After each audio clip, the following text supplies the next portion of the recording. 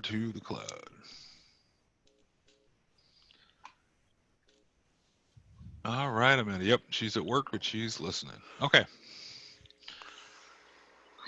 All right, everyone. What I'm going to do is many of you are getting ready to take the first test. So what I want to do is provide you with the ways to help you with that first test. We've been talking about test taking skills, which will help you improve just a multi choice test. Um, a lot of people have fears about them and don't want to fail them, but in truth, they're really not that hard. When it comes down to it, you either have typically a true, false, or an A, B, C, D. So there aren't that many choices. It's not like a written test where you have to write out a whole answer.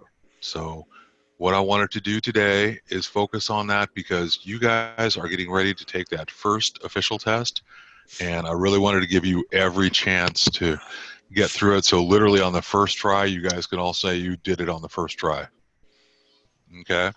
So today, that's what we're going to be covering for the first part here.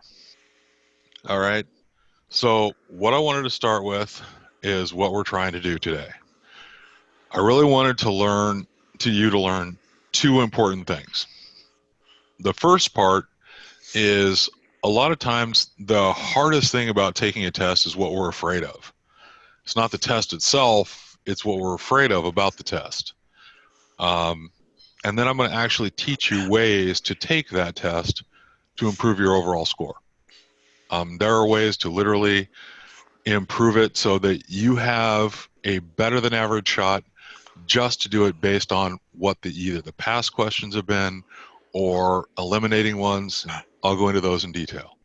All right, so let's start with the first thing. Start naming, guys.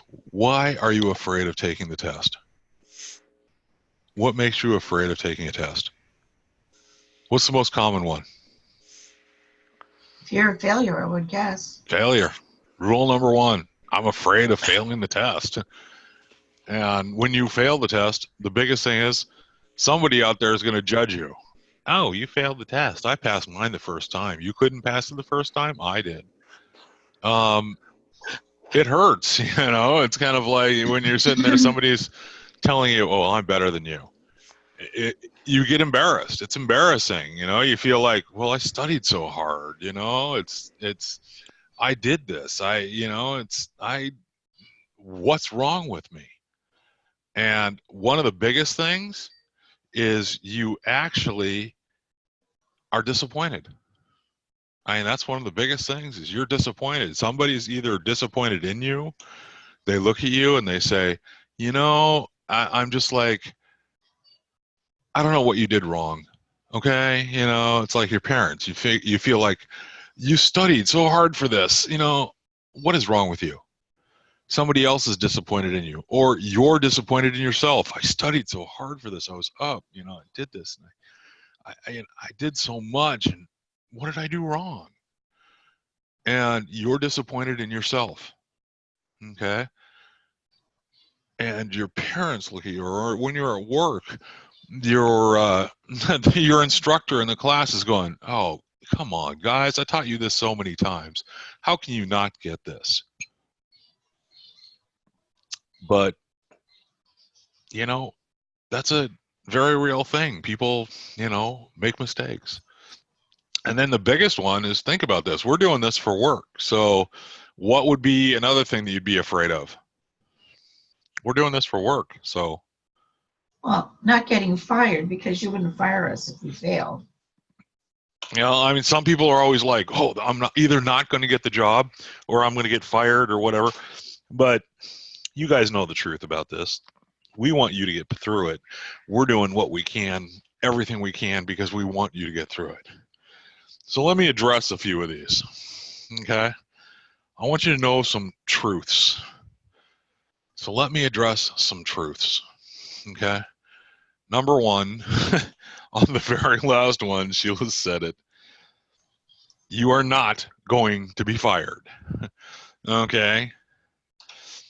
That's number one. This is not, you are not being fired. You are not, We are getting you through this test because we want you through this test. Number two, we're all in this together. All right. I heard you guys talking just a few minutes ago. You guys aren't judging each other. You guys are helping each other. Okay. Every one of you. That's what we're here for. We're here in a group because we're talking. We're not going, oh, I passed it my first time. You couldn't pass it that first time. Okay. Those are little plastic people who I wouldn't want working for me anyways. All right. I don't want those kind of people here anyways. I want honest, true people who are sitting here going, hey, you had a trouble with this area? Oh, you know what? I think I have something that'll help you. I had some problems with it too. You know, like depreciation. I didn't get the maker's table either. I think this will help you. And you sit down with them, and guess what? You help them. That's what we do here. We don't judge people. Okay, we help them out here, and I can't stress that enough. And by everyone here, I mean everyone here is here to help you. That's not just us. That's the other students, the tax preparers, the people who have already passed it. Everyone's here to help you. Okay. And if that means, you know, I mean, like I said, we meet from basically what, 10 o'clock till about 2. That Right. doesn't mean that that's the times when we help you. That's the times when we meet. Okay. You need help at whatever o'clock at night and go, oh, I have a question about this. We'll sit down and start going over it. Okay. It doesn't matter what time it is. We're here to help each other. And it doesn't just mean with the test. This means that, you know, on a Sunday, now Noemi knows my life. She knows on a Sunday, pretty much Sunday afternoons, I'm in church. But we also have open offices. So if one of my tax preparers calls me on a Sunday afternoon and says, I'm having a problem with this tax return and I don't know quite what to do with it, I'm not going to tell them, hey, I can't talk right now, or I can't, you know, deal with this right now. It's, I help you because you're in trouble. You need my help. All right. That's for this test. That's for when you're doing taxes. That's for whatever it may be. Okay. I'm just having a bad day. You know, remember something too. Frank and I were having a discussion yesterday. And it's like, for those of you who don't know, I mean, this will be the 3rd year I'm with Frank this upcoming season. All right. Frank and I literally came on the same month doing this. And I told Frank I wouldn't want to do this if it wasn't with him. Okay. And the reason is my wife treats Frank like that's one of her dads now. Okay. I do the same thing. Frank's like the extension dad to me. And we are with people more hours in a day than we are usually with part of our families when we're at work. All right. We need to be able to count on those people. We need to know that those people are here for us, not just people we work with. They're people we can count on when we need them. And that's what I expect from all of my people. That may sound corny. That may sound, you know, kind of like should sit around a campfire and sing Kumbaya. Maybe it's the pastor in me. I don't know. But it's important to me that people do feel that way. Okay. That people can count on each other that way. And that's what I mean. When I say everyone is here to help you, I mean everyone is here to help you. And honestly, if you're not, this is probably not the right place. But I've heard you guys all talking. I just heard Garrett talking about possibly getting a job and how to go about doing the bookkeeping, starting it. And I heard Sheila rattling off things for him, exactly how he should go about it. She didn't do that because, you know, she did that because she cared about maybe how he should get going. And here's how maybe you should start. That's what I would want to hear. Okay. That's called caring about people. Okay. That's what we do when we're studying for this. That's when we're taking this test. That's when we're getting ready for this test. That's when we're taking this class. Okay? This is not just a classroom where we're going to sit here and, oh, by the way, here's this information. Good luck. Okay? That's not how we do this. Okay? That's not how I run the business. That's not how I try to do it. Granted, I end up behind on a lot of stuff as a result of it. But in all honesty, that's what I want to hear. Is I want to hear you guys helping everyone. And that's not just in this test. So when I say everyone is here to help you, I do mean it. All right? So when you need help before it, if you're just, even if it's just a matter of you're having a bad day and you just want to talk about it, and you just need somebody to talk to and go, okay, look, I just had a customer I wanted to shoot. All right, they were just completely insane and what they wanted was impossible. And I just needed somebody to blow off steam to. That's what we're also here for, each other. I just need to pick up the phone and just say, I just really needed to talk to somebody right now. That's what we're here for. And the same thing with this test. You're nervous about the test. I just needed to sit down and just say, I just needed somebody to just talk to about this test. I really am scared about it. Don't be. Because we're all here to help you get through it. Each and every one of you. If the night before or the morning of, and Garrett, you just told me the test is at 8:30 in the morning, right?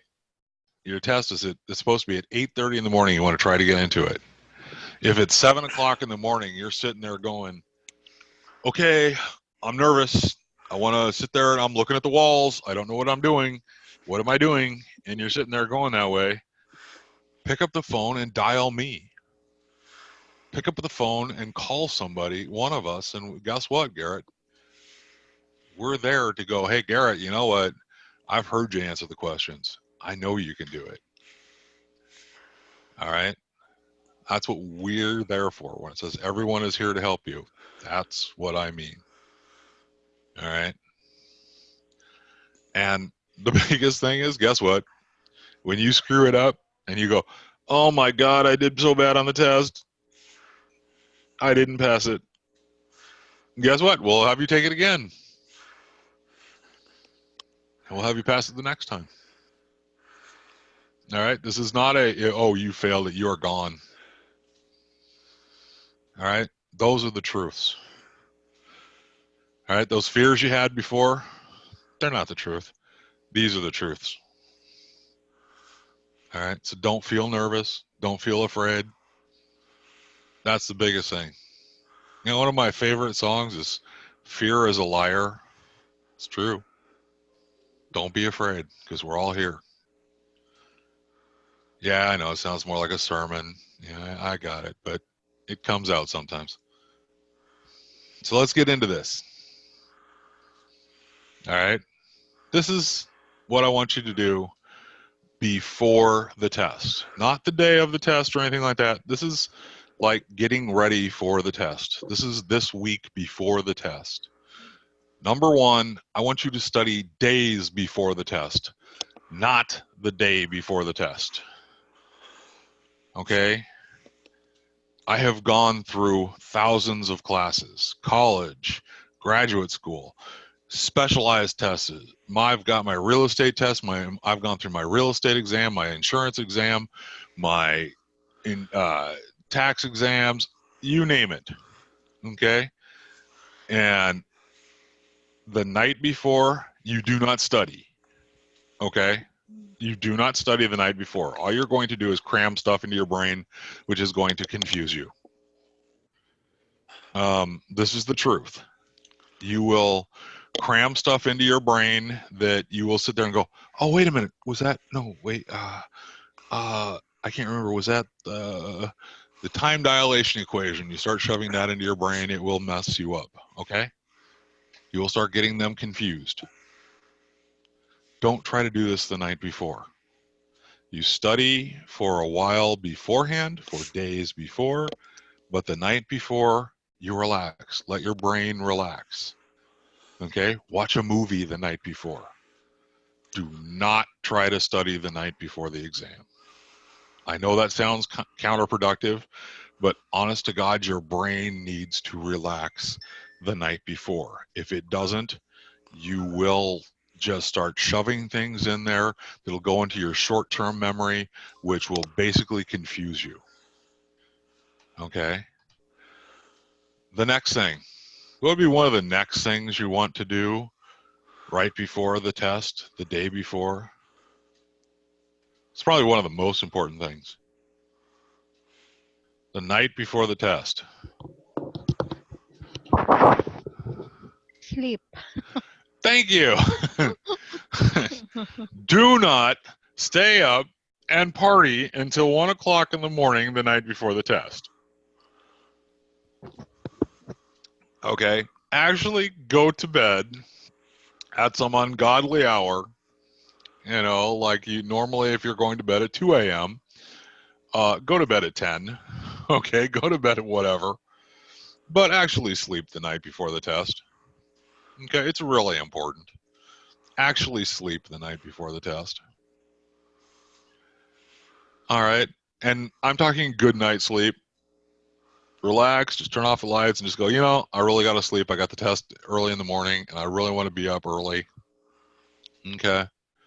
Feel good about it and get a little extra sleep. Again, do not study at this time. Okay. Now, what you want to do is, now this is several days before. I am not talking about write a journal. Okay. I am not talking about write an entire novel. You want to make a little cheat sheet. It's normally like Yes. the front and back of a single piece of paper. Yes. That's about the most. And on it, you're going to put anything that's important to you, things you typically forget.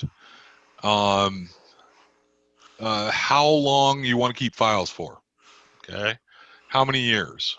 Or things that you typically may forget, or what the current standard deduction is, or what it was, you know, and go through that list and things that you find important that you numbers.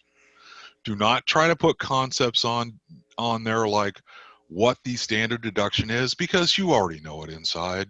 When it comes out on the test, you guys know what a standard deduction is, but how much it is for that year.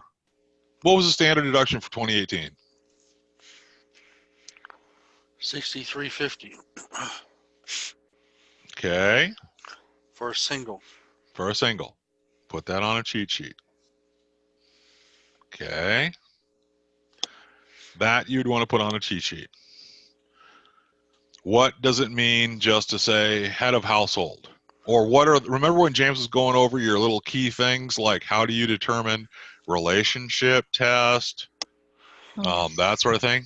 Put those little notes on there. There you go. Dog Jumps Creek and RARS. There you go. Just put that on a cheat sheet. Nothing else. That's what you'd want on a cheat sheet. Just something to remind yourself of that.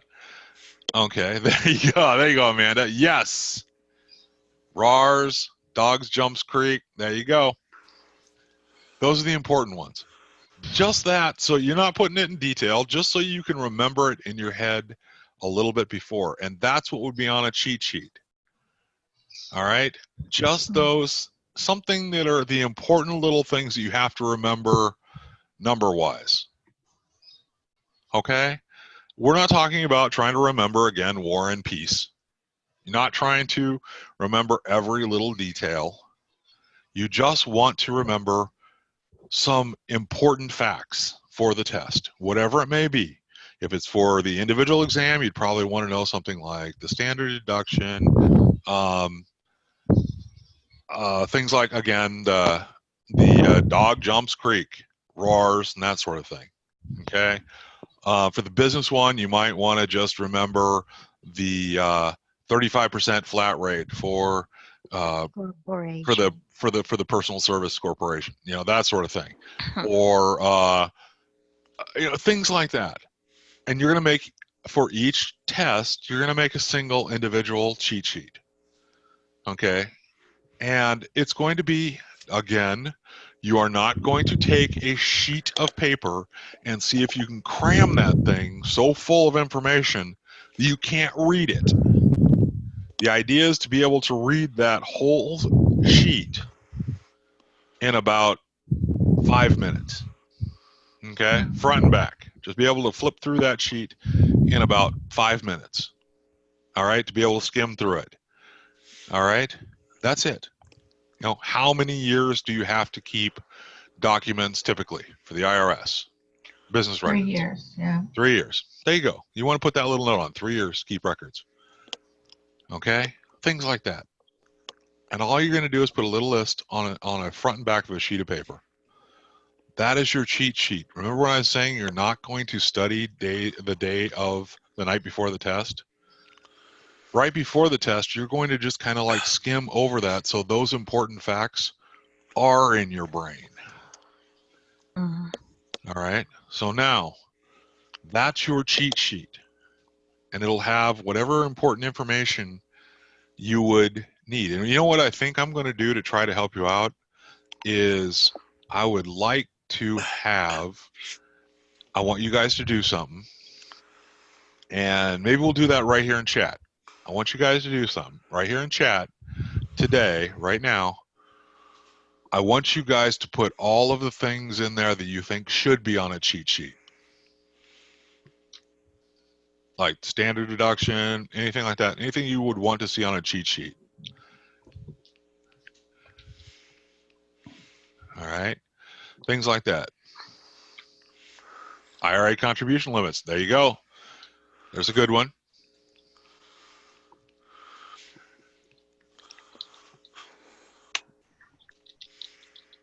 The reason I want you guys to do this is so you guys give each other ideas. Basis determination, the equation for it, the quick ones. Taxable and non-taxable income. Just a quick definition of it, what it is. There you go. Okay, important things like that. Ones where you're gonna, the determination of wages and income, filing dates and extensions. There you go. April 15th, October 15th. When we get into the business side, what the quarters are, when estimated taxes are due, things like that.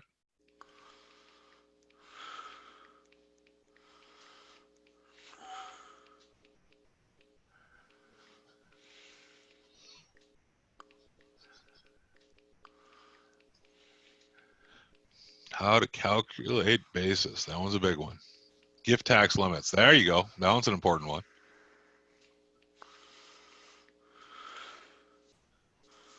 Mm.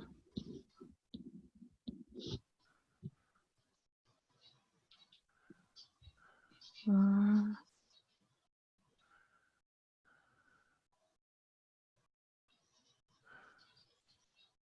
You guys keep thinking about that. All right. Now, as you guys think of more and more of them, just keep putting them in chat here. All right. So let's keep going here. Now, the very last thing, and this is really important, and I cannot tell you how important this is because you have no idea what's going to happen. If your test is at 8:30, what time do you want to be at the testing facility? Probably 8 o'clock. You want to be there at least 1 hour early.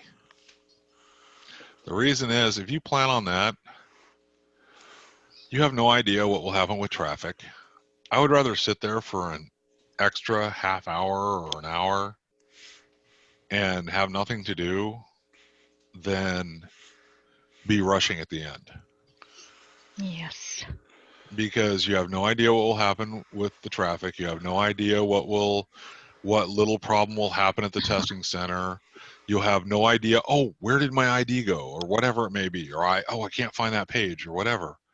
I would rather have just that little bit extra time to do it. Okay, be there an hour early. Okay, and it doesn't matter if you're sitting there. All right. Mhm. Ryan, I'm Yeah. coming from Vancouver, Mhm. 75th Avenue, going to Northeast 122nd Avenue, Portland. Uh-huh. Is that Portland already? Yeah. 122nd is Portland. Yeah, that's Yeah. where the testing facility is. And I will just take It Uber all depends on what day of the week it is. What day? Saturday. Saturday. It depending on the day, depending on the time, because you've got an 8:30 test, right? 12, 12, You've got a 12 o'clock.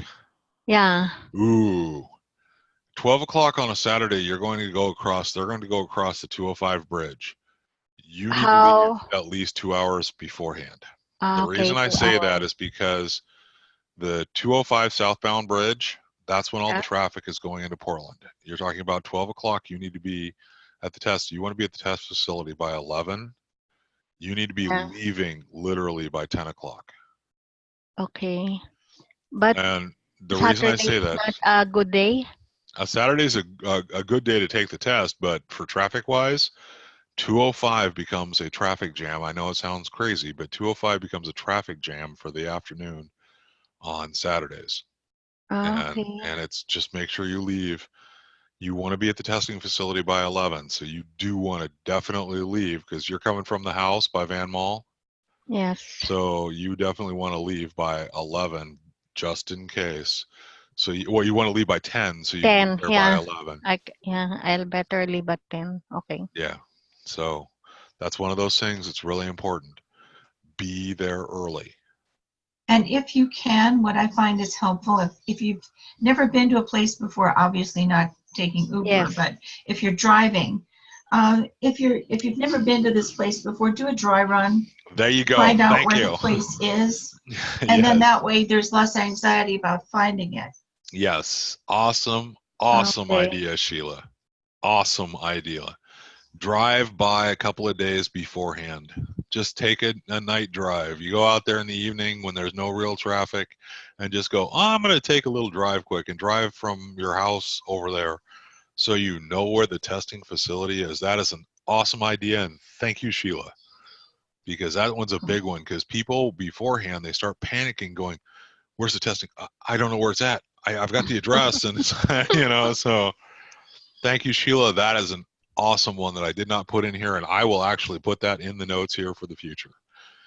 Do an early drive-by because knowing where your testing facility is majorly important. You don't want to end up being late just because you couldn't find the place.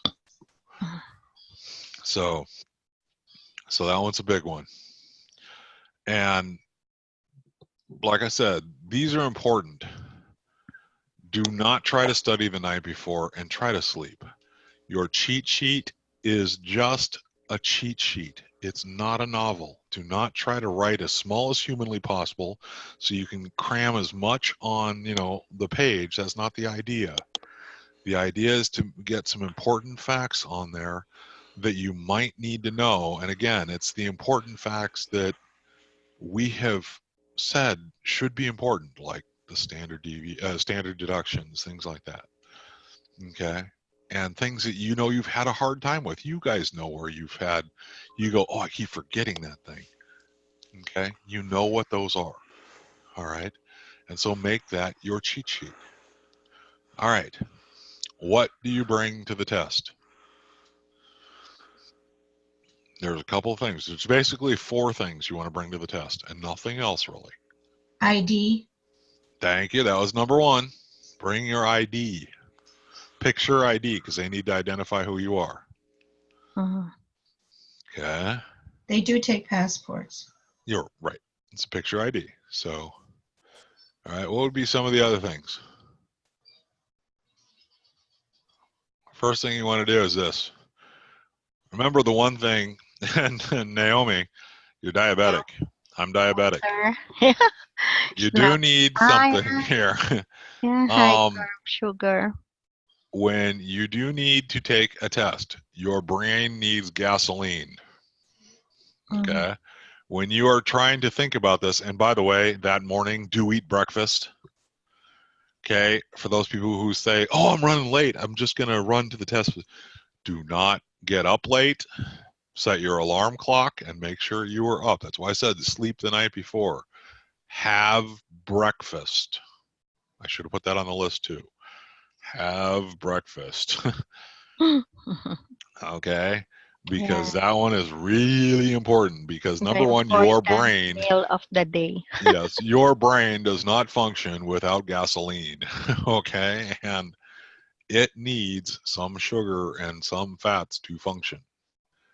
Um, so when you are going to the test, bring something with you that is a kind of sugary snack. Now, what that means is we're talking, believe it or not, before a test, it was always zingers. You know, the little uh, like Twinkies kind of things. You know, the zingers with the frosting on top and that sort of thing. Those were good. Those are always right before a test. Why? Like the Because man, vanilla or the chocolate? actually, I like the raspberry with the coconut. Oh, cool. Those things were with the filling inside. Man, those things were like straight carbs, straight sugar, and they would go right to your brain and crank you up. Mm-hmm. And like I said, whatever it is for you, you know, that and some Doritos. I don't know why that combination for me was the perfect combination. Doritos took a little bit longer to digest. The straight sugar went right to my brain, and the Doritos took a little bit longer to digest, so it kept me going through the test. Um, so think about that. When you're going before the test, eat some kind of sugary snack. You're not allowed to take it into the test, but you can have it beforehand. Yes. So before the test, eat something like that because you want to crank your brain up a little bit.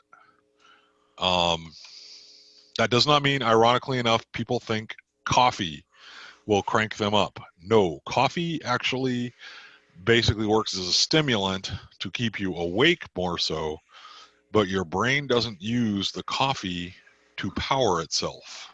Okay. Uh, Okay. Coffee is a drug, which just basically the caffeine works as a drug to keep your brain awake. The sugar your brain actually uses to function. So that's the difference. So I know people are saying, well, I'm drinking coffee. Coffee's not the same thing, guys. You need sugars and fats. Those are the two things your brain functions on. So before the test, I'm not talking about, chew down, 48 Snickers bars. All right. That'll basically turn your stomach to whatever. And that's also why I said eat breakfast beforehand so that your stomach you don't start throwing up during the test because you ate a bunch of sugar now. Okay. So have something real in your stomach and just throw some sugar down you at the last minute. And I don't care, Kit Kat bar, whatever it may be, whatever kind of sugar candy bar you like. mhm. Take one, eat it right before the test. And the idea is because your brain will then have some fuel to run on while you're taking the test. All right. Then you also want to bring that cheat sheet with you. Now you can't take it into the test, but that's what, for that time when you're waiting to go into the test, Yeah. that's when you read it. For that 10 minutes while you're sitting there doing nothing, that's how you get your brain then focused. You're going to use that cheat sheet to focus your brain. Okay, you're going to end up stopping thinking about, what's the weather like, and did I, leave the stove on, and what are the kids doing, and what party do I have to attend this afternoon? That cheat sheet will basically refocus your brain on taxes or whatever test you're taking. It doesn't matter what test this is. This works for every kind of test. Use the cheat sheet to refocus your brain. Yes. You're now going to just be basically going, oh, that's right. This. Okay, that's right. And now all of a sudden you are now back on track. And your brain is now using the right neuropaths to think about this. And that's what that cheat sheet is. It's not designed necessarily, it's designed to remind you of things. It's kind of like you ever walked through some place and all of a sudden you smelled something and it made you remind you of some time when you had a dinner or something. That's what the cheat sheet does. Okay? It's basically a trigger to remind you of these things and to get your brain back into that mode. It's not to basically reteach it to you. Okay? All right. Then also, there's a printout for the test application. Bring it with you. You need it to prove that you're supposed to be taking the test then. That's how they verify it. It's the test application printout. Okay? Don't forget that. You can't take the test without it. You need to have that printout. It's the printout from Amanda. It's the printout that we get when you apply for it. There's the confirmation. That's the confirmation sheet that you need to print out so you can take it with you. Okay, it shows the date and time and where and that you've confirmed payment for the test. Does that Okay. get sent to us as an email? Because if Frank's going on there to log on to pay for it, I will for us, double check if it gets sent to you as an email or if it actually. I think you or just do we have print to it out go at the back end. in and log in and get it? That's all I want to know. So I can do that. That's no problem. It's a good question. We got to go through the whole process once on the new version because apparently it's changed again. We're old guys. We've done this before, so in our case, we don't know what the new version is. It keeps changing every week. It seems to change. So Garrett can be our guinea pig. there you go, Garrett. You are now the guinea pig. Congratulations. Uh, And you were just volunteered. You know, it's kind of like it used to be known as a draft. Now you are now volunteered. So okay, so that it's is okay. the I'll thing be the for guinea it. pig. There you go. So, all right. So those are the things you bring to the test. You do not bring, Oh, and guys, you never have to worry about this because we don't have that problem. Girls, your purse does not come with you. Hmm? You have to Okay. lock it up in a locker. You have to lock it up and all this. Do not bother bringing your purse. Leave it locked up in the car. Okay. It's just another thing for you to carry with you. Just carry your ID, a snack, the cheat sheet. That way you're only carrying like a couple of pieces of paper and a snack with you. Otherwise, you've got to worry about where your purse is. And honest to God, having been around my wife and all of you guys all the time, you guys panic when guys cannot find your purse. All right. It's true. You guys panic when you cannot find your purse. So you know where your purse is. Lock it up in your car. It is locked I'd up. rather have it locked up in the locker in the. Well, The okay. test If that personally. makes you feel a little more confident. Unfortunately, Amanda, I don't think you're actually allowed a calculator. The calculator is built into the computer. Yes. They'll offer you, or is what it says on their site, you can get a An handheld actual from handheld them, one from them. Yeah. or use the one on the computer, but you're not allowed to bring your own. You're not allowed Right. to take your phone, nothing in there. So Yeah. Oh, I suppose the other thing you do have to bring into the test is your car keys. So probably want to Good lock thing to those get up home too. with. Yeah. something to get home with.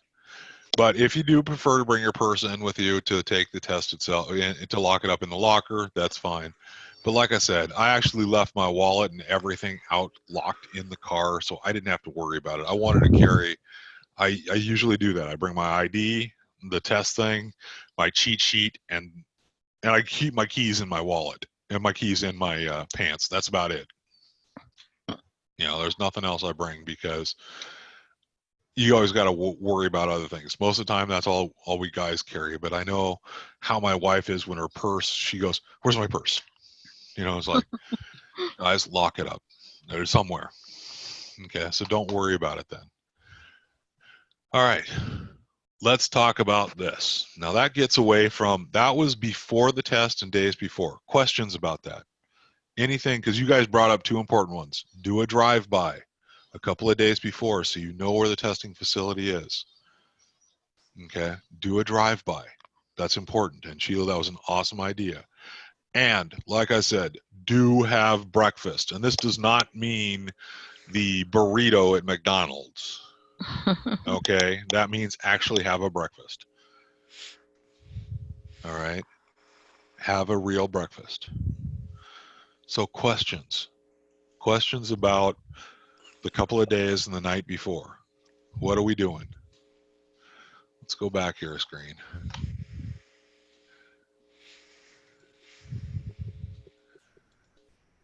Let's talk about this. So what are we talking about here? Questions about it.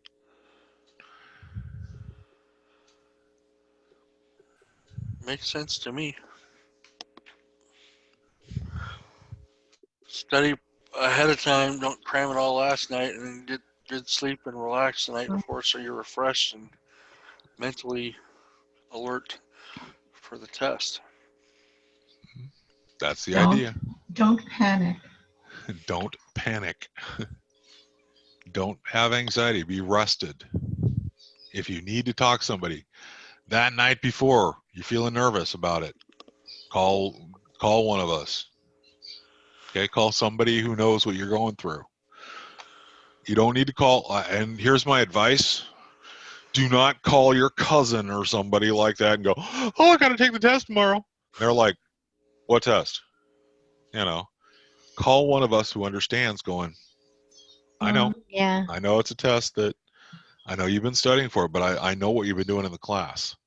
I know how you've been doing it. Okay, I know how well you've been studying and how well you've been answering.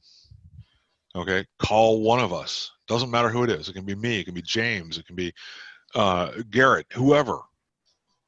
Okay, Yes. call one of the other students. Call one of us. Call James or I. Okay, feel confident about it. We know what you're going through, and don't panic. All right, and like I said, bring to the test the common things. Those are the things. And again, like I said, that cheat sheet is not designed for you to relearn the stuff. It's just to refocus you so that your brain is back on track. You're not thinking about, you know, the burrito. You actually lied and said I was going to have a real breakfast, and you ate the burrito instead. Now you're not focusing on it. You're focusing on what you're supposed to be focusing on. Okay, that's the idea of the cheat sheet. It's not to relearn it. It's just to refocus you on what you're supposed to be studying, to what you're supposed to be thinking about. All right. All right. Now, you've walked into the test. You are currently sweating and shaking, and your armpits feel like you're going to die, like Niagara Falls is pouring out from your armpits. And you just like, oh God, why am I doing this? All right. First off, relax. And here's what you do. Number one, you sit down and you start reading the instructions. And I know that the first thing you want to do is get into because it's a time test. Okay, so what do? We're under pressure. It's a time test. The first thing we want to do is we want to jump in and start answering the questions, right? I want to get into those questions. I want to get through them. I need to get through them. I got to get through them. So what do you want to do? Start reading question number one. Okay, do not do that. Realize something. I have heard you guys answer the questions. When I start asking you, okay, liability, where does it shift? You guys start going, whoa, here, right here. As a group, you guys start rattling it off. Inside, you know the answers already. So don't panic. It will come to you. All right? The time restriction is nothing to you guys. Do not worry about it. I'll tell you how to get around later on as we're going through this. I'll tell you how to get around the time restriction. All right? So just worry about this first in this order. The first thing you're going to do, because it's really important, and I'm going to tell you why here in a second, is read the instructions entirely. And they are so important because if you miss something, it could cost you the entire test. All right? Read the instructions. Then, now, when you're taking the electronic test, your information's already going to be in there. Okay, so you don't need to worry about it. Your information will already be electronically in there. It'll say who you are. Just make sure all of the information is correct, that it's got your name in there and everything the right way. All right, because that's important. Because that's what it's showing for the state. It's showing that information. So make sure it's right. If you're taking a written test where it's on paper, make sure you fill it out entirely. Okay, if it's asking for your social security number, if it's asked for, first name, last name, and make sure you do it the right way. Again, when I'm saying read the instructions entirely, I get all the time, some people, even when they do it on an application, some people turn in an application to me, and as an employer, think about this. How does it look when it says last name, first name? And in the first name, they put their last name, and in the last name, they put their first name. Does that make them look like a qualified employee? Nope.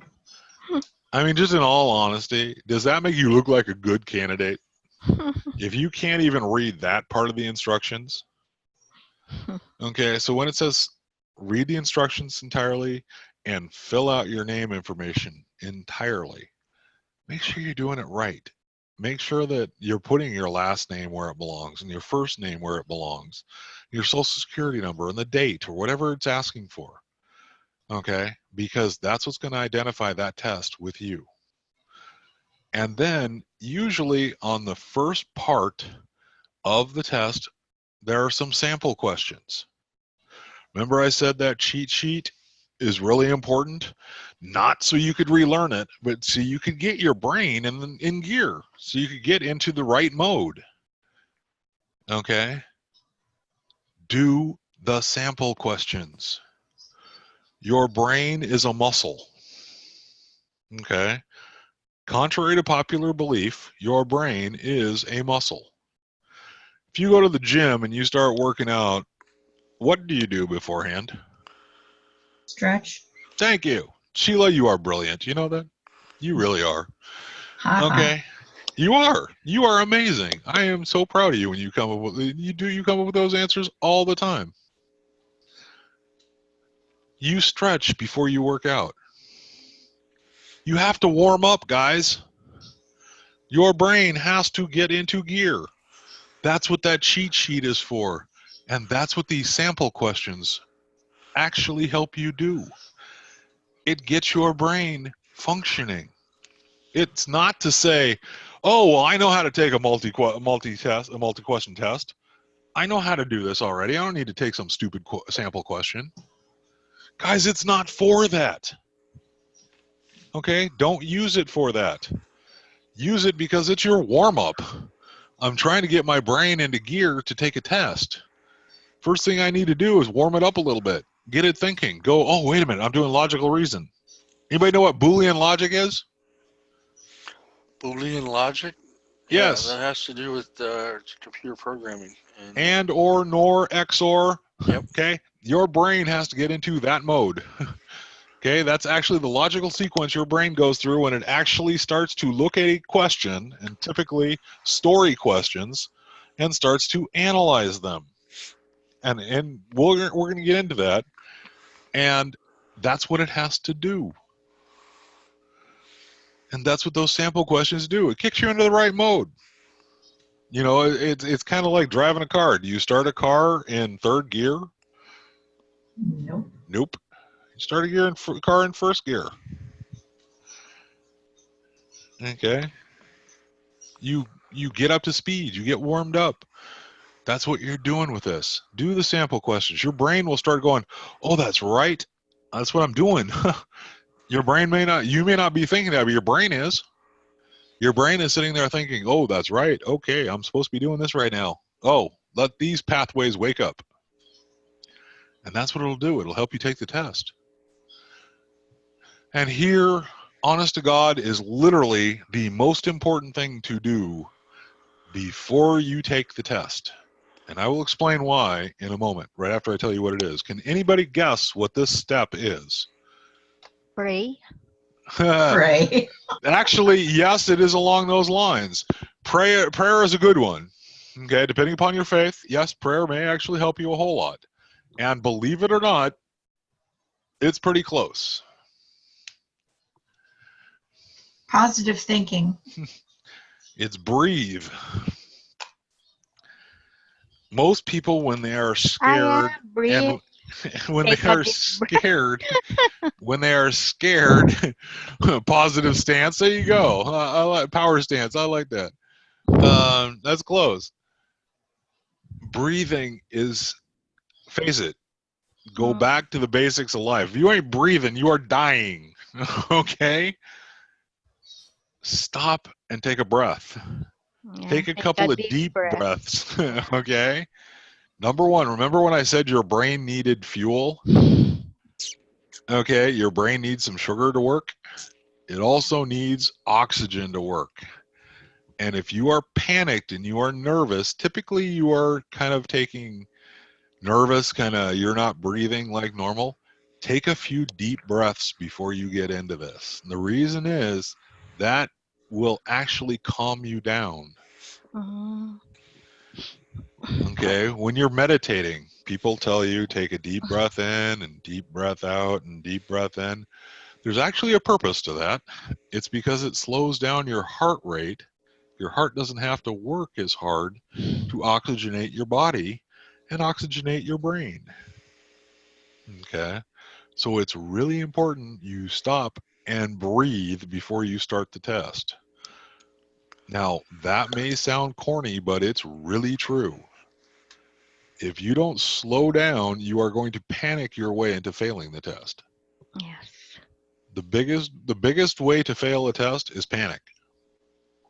Stay calm and you will work your way through it. And that's the most important thing. Do not ever panic when you're taking the test. Think your way through it. There's a way through every question. So breathe and take your time. Okay, this is when you first start the test. Now, I told you I was going to tell you something about why you need to read the instructions entirely. Mm. I was in an advanced psych class, and it was on abnormal psychology, and ironically enough, I knew the instructor personally, and he gave a test. It was for the midterm. He didn't actually really so much believe in midterms because let me go back. What is the purpose of a test? To find out what you know. In a sense, there's a lot of purposes. What are some of the other purposes of a test? Well, for a teacher, it's finding out if your students know the material or Yeah, that's one understand the thing. material. That's one thing. There are a couple of... Weed out people. Thank you, Garrett. That's one of the ones I was looking for. What ends up happening is a lot of times, if you're in a majors class, it's to basically weed out the people who should not be in that. Okay, number one. It's to make sure that the people know the material. It's to basically prove that they have absorbed the material or to learn what material they need to focus on, right? Well, what are the drawbacks of a test? In a testing situation, what are the drawbacks of a test? What am I teaching you right now? How to take a test. How to take a test. What happens if I don't know the material so well, but I know how to take a test? Even if I don't know the material, what does it mean? You can still pass. I can still get through it and make it look like I know the material even if I don't. What happens if I do know the material, but I'm really nervous about testing? You could screw up. Fail. I could screw up and fail. Yeah. Even though I know the material, I could screw up and fail it. So that's a big drawback of a test, the testing environment. So what may be a better testing environment? Just sitting down with the instructor and talking about it. And talk about the material one-on-one, speak with them, or in group situation, start talking about it. What happens then, though? If you start getting that, I'm talking to a person, I get nervous, I don't speak well. So everybody has their own environment where they can show that they know the material or not. Maybe for another person, it's actually writing it down in a book situation or an essay. They can write it out, but they can't write it as a... They get confused based upon answers. So there's always parts of a test, depending upon how you test and how you learn. Every person's an individual. Okay, that's one of the problems with a test. And if you know how to get around them, you can actually pass a test even if you don't know the material, or have a better chance, I should say. Okay. So my psych professor knew this, and he didn't really believe in midterms. But he wanted to prove to some students that they needed to learn how to follow instructions. So for the midterm, he wrote up on the board, read the instructions and the test entirely.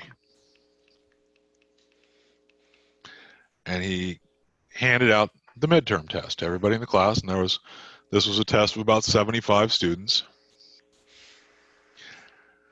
And what do you think the students started doing?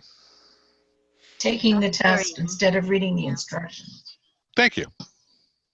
A large number of, most of them, probably close to 99%, did exactly that.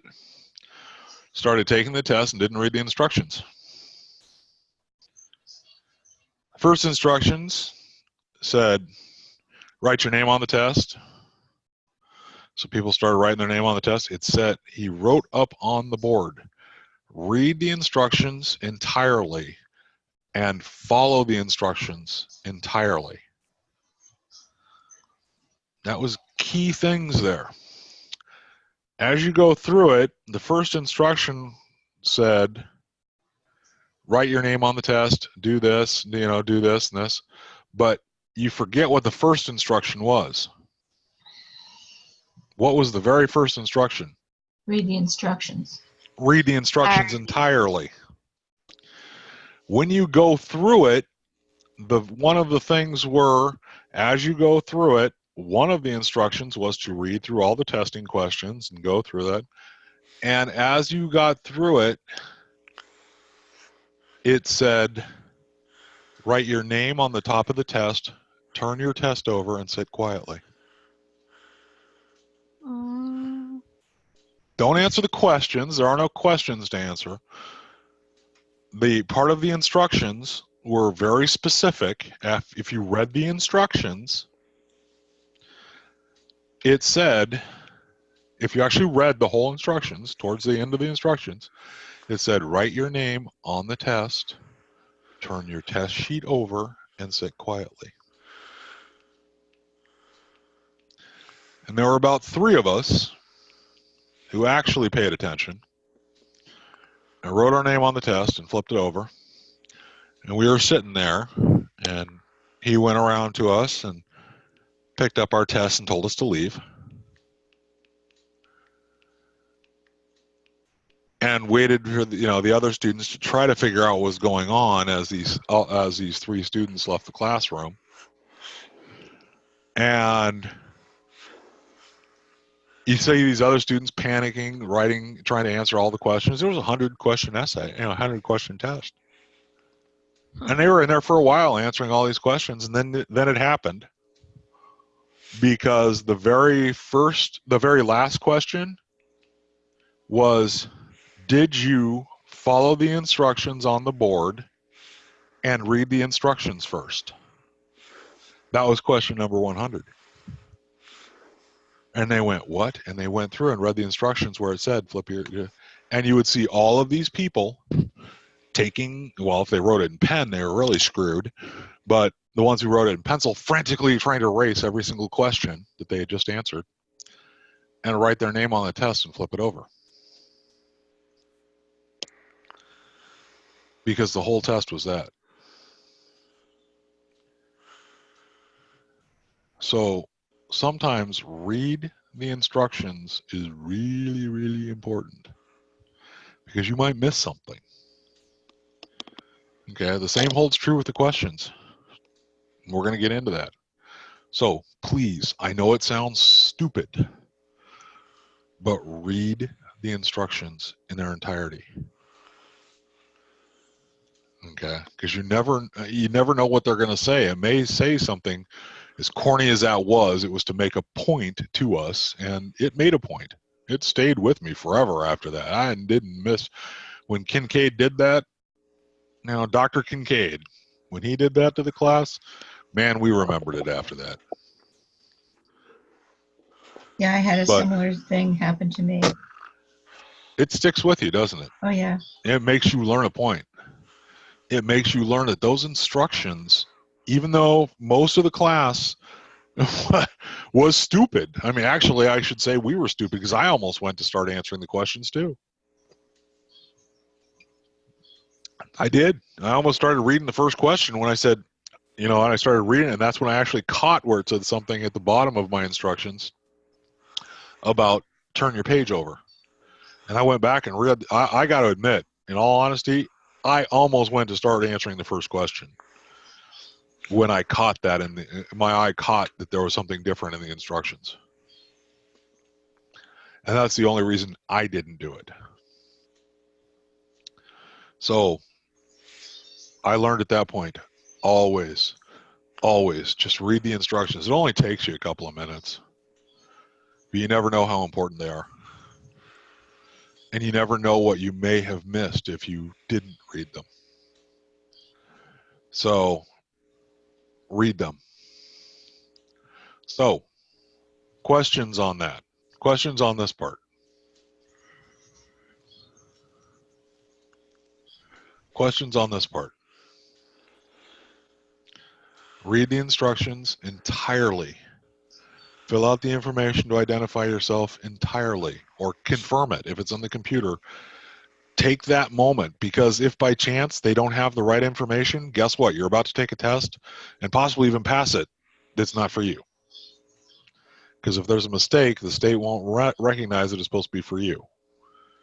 So take that extra second to confirm, is that my social security number or whatever it is that identifying? And by the way, most of these recognize it by either your social security number.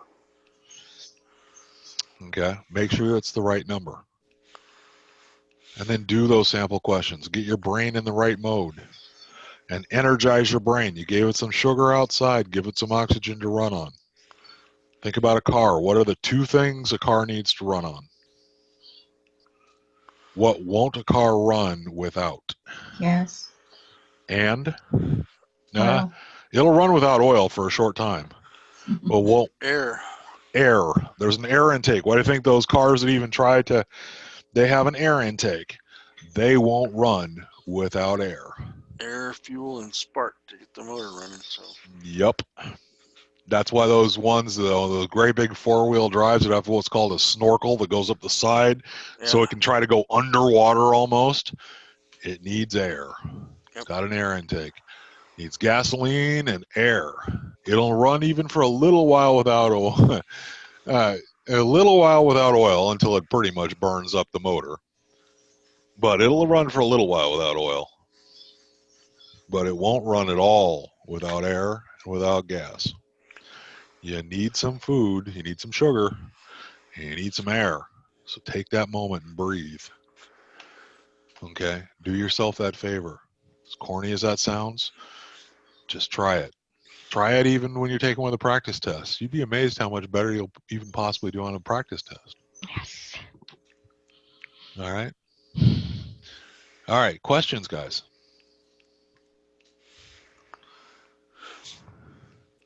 Anything? It's not a question.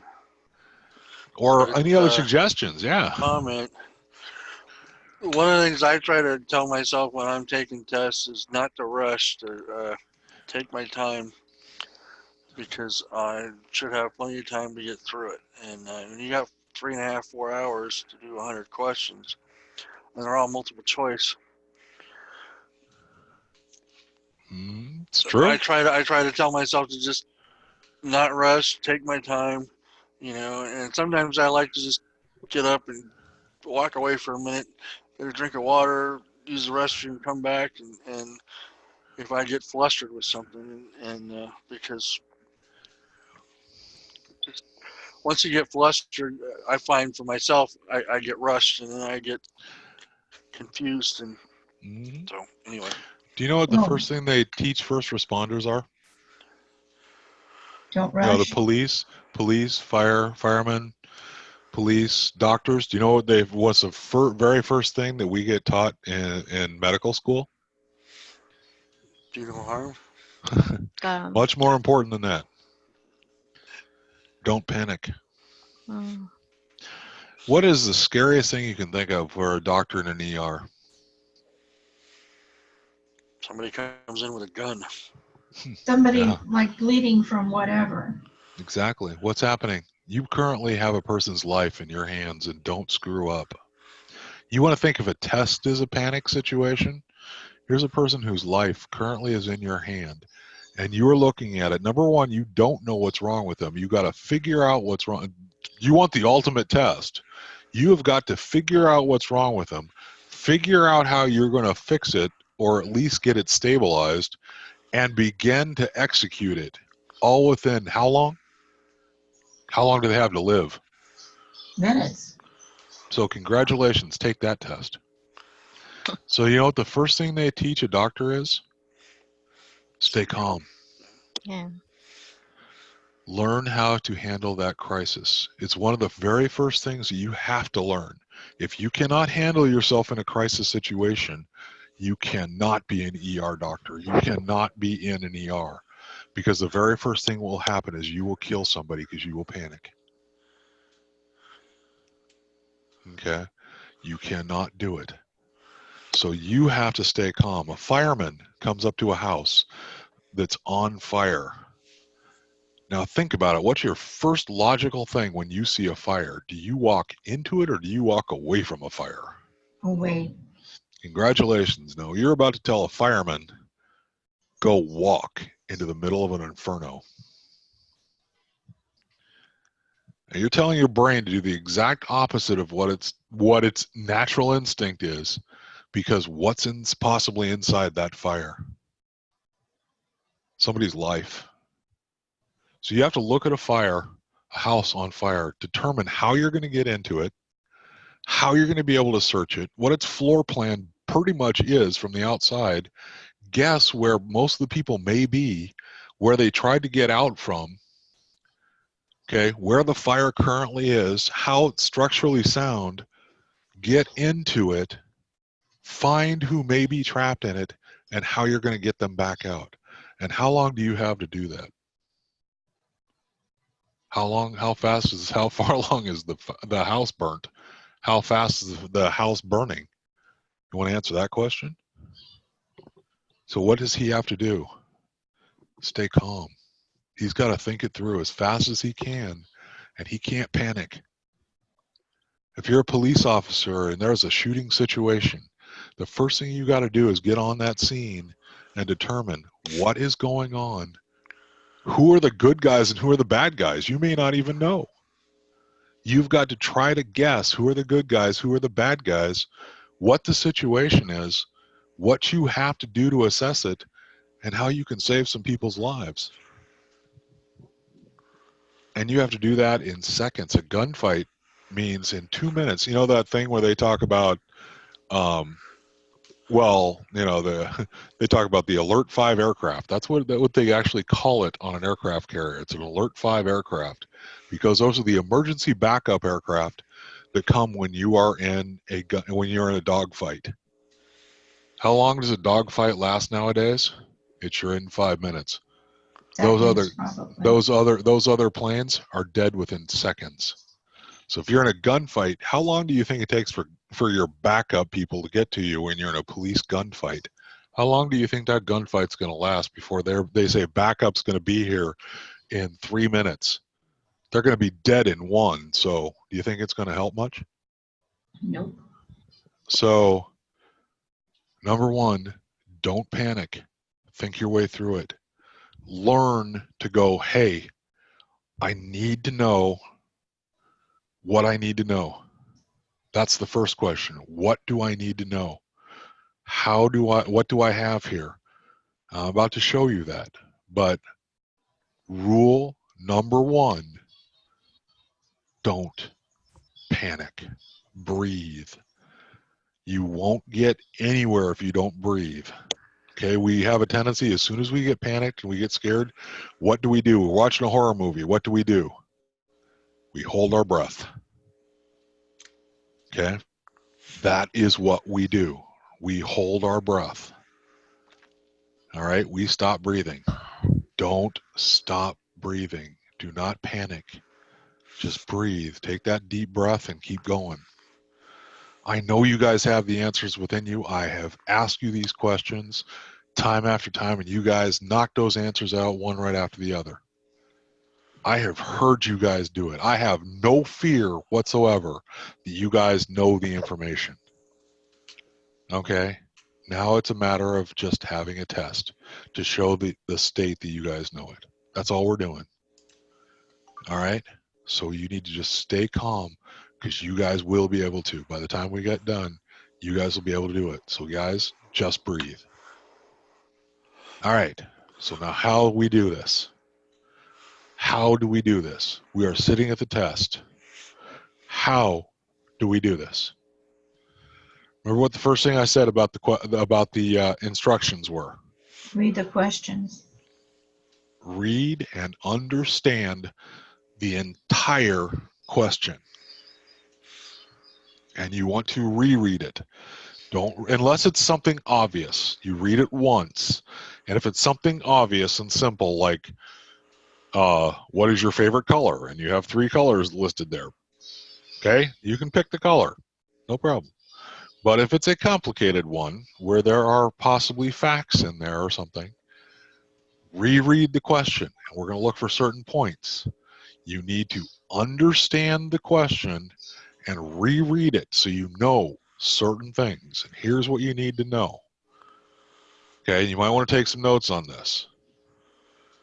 First thing, what is the problem? Now, what do I mean by that? Examples. Anybody have an idea of what I mean by what is the problem?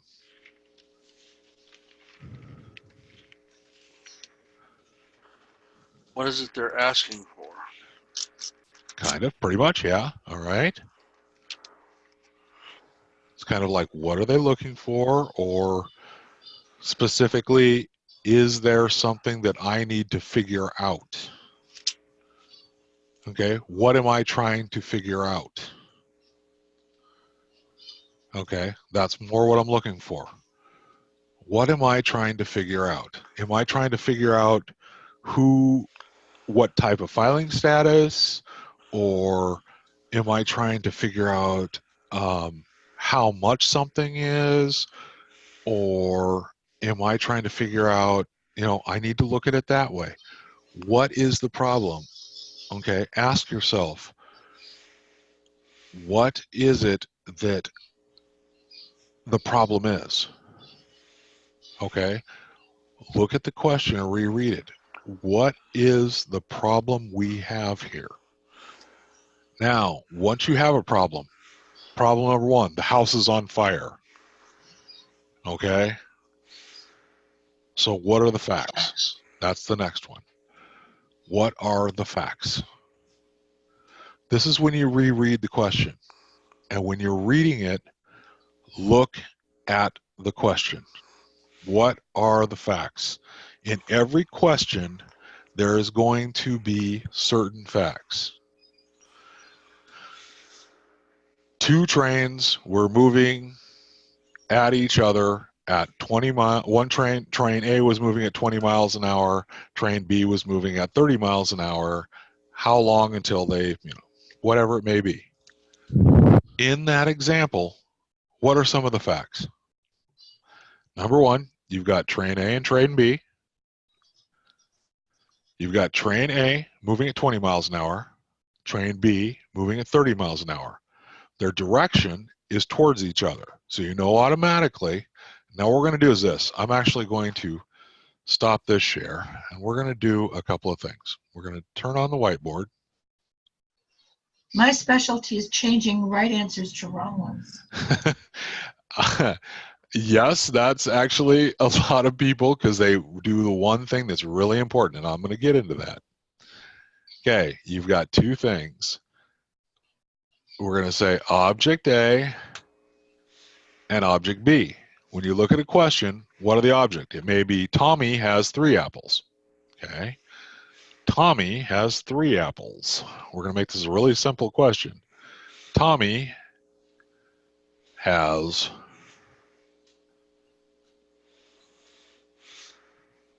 3 apples. All right. So there are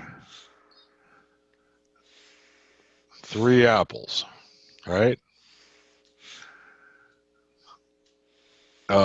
Maya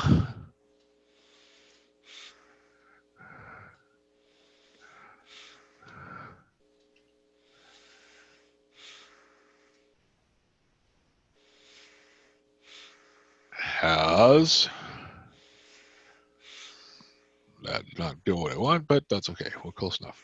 Has 2 apples. Okay. Tommy's first apple,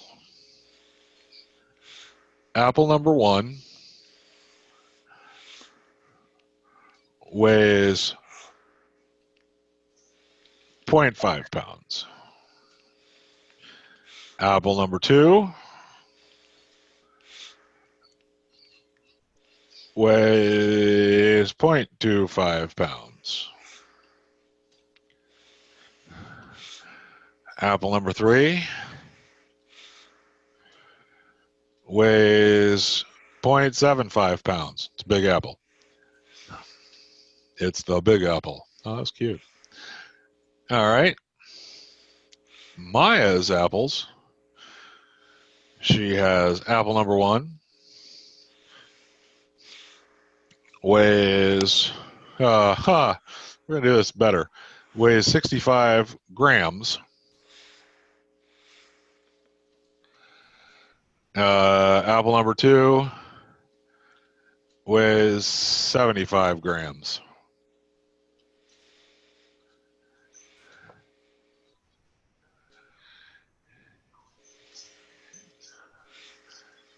All right. Now, if Tommy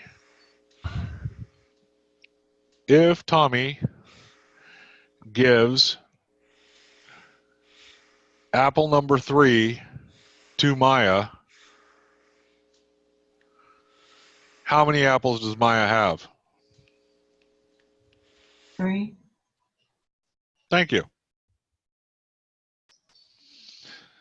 So,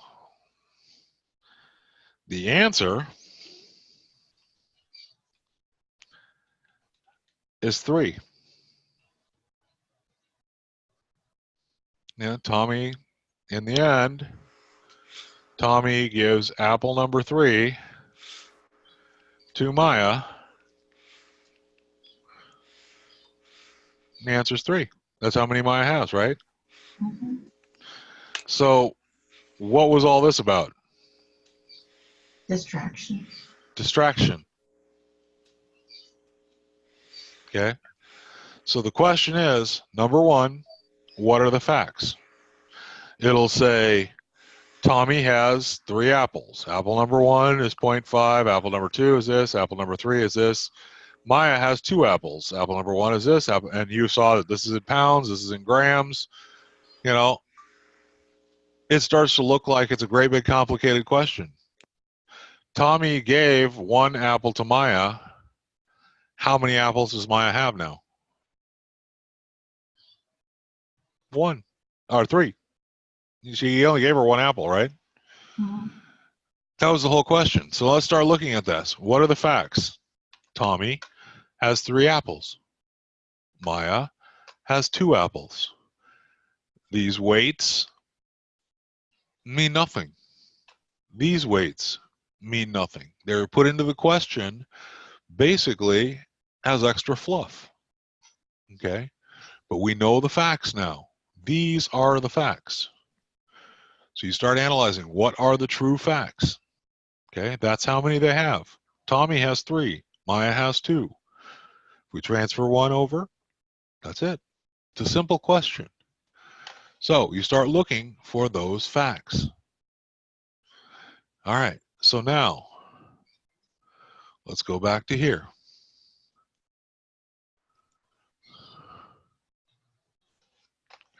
So start analyzing a question. It may look very complicated. It may look very big, have a lot of wording to it. But remember, all those weights, the fact that one was in pounds, one was in grams, had absolutely nothing to do with it. It was in there as fluff. It was in there to basically confuse you. So start analyzing what are the facts. Okay. Next one. Are there any absolutes or negatives. That's one of the most important things to think about.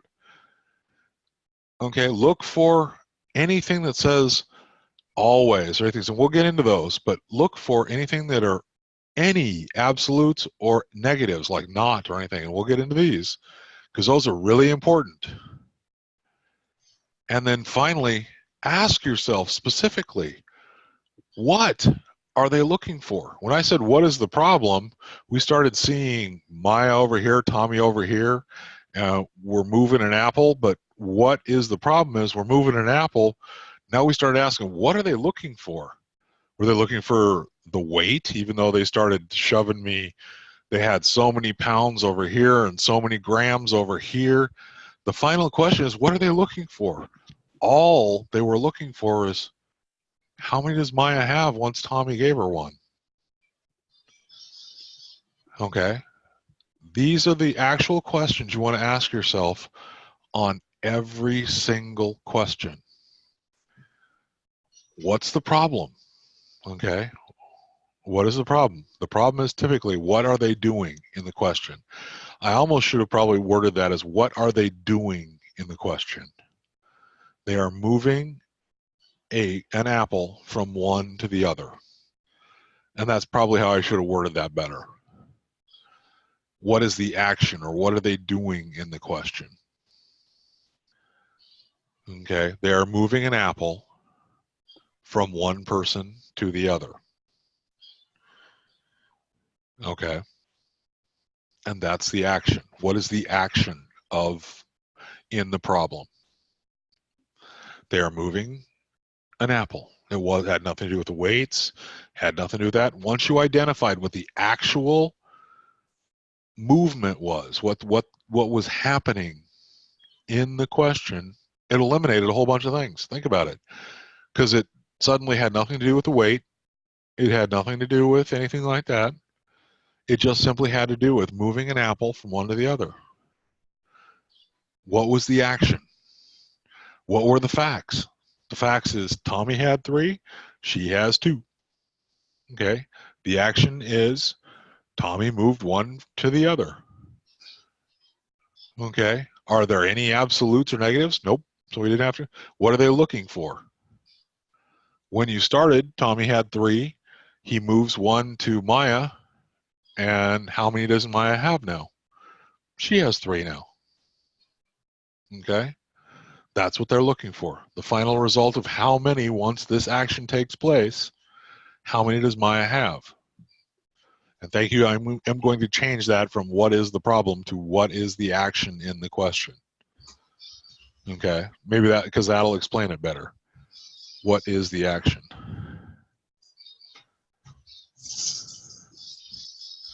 Okay. Does that explain it a little bit better that way? So instead of what is the problem, it's what is the action?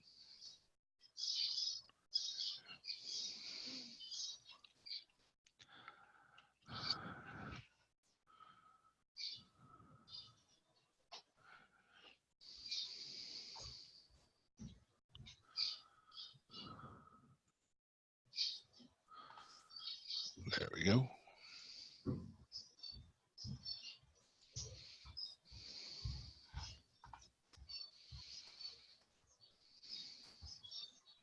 Does that sound better now? Make a little more sense?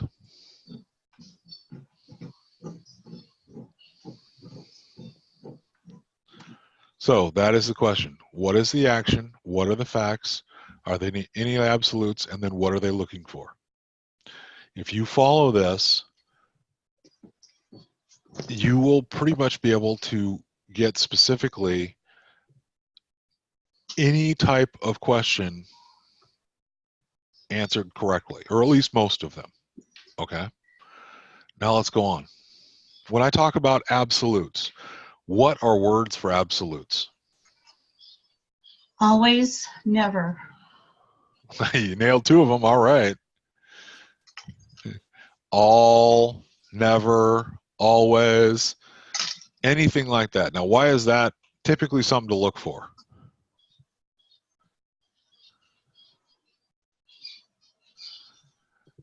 Why should you look for these words in every case? Because it rules out most of the answers. There you go. Because in most cases, there are no absolutes. You can almost always find, you can almost always find an exception to the rule. Okay? There's exceptions to almost every rule. All right? There really are no absolutes. What you're looking for is anytime somebody tries to say, well, this is always that way, or everyone. That's another one. Everyone. Okay? Any words like that normally rule out if it's a true-false question, it's probably not true. Okay? Now, there are, again, like I said, there are exceptions. But look for that, and then we start analyzing what they're looking for.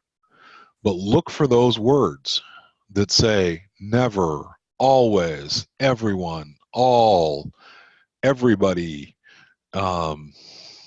anything that includes either everyone, everything, always, and you're looking for people, places, times, objects, where they're always saying, or situations, where they are saying it's always this way, or they are always, or people always. You know, anything where it's an absolute is typically not true. Okay? So think about it that way. Anytime there's an absolute, it's probably not true. And that holds true for a lot of the true-false questions.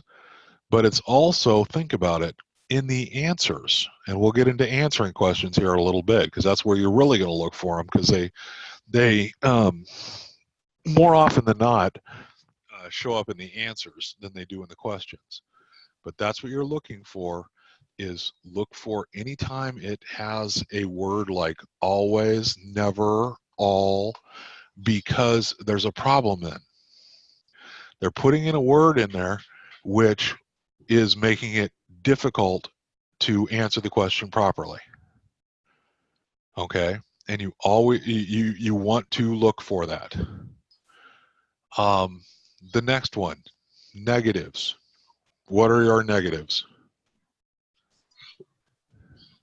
What's a negative? Never. Never, not, isn't. Why is that important?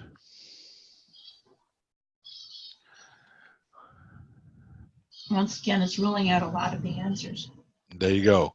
It's because it's an opposite. What ends up happening is not, and remember we were talking about Boolean logic earlier? In Boolean logic, not is an opposite.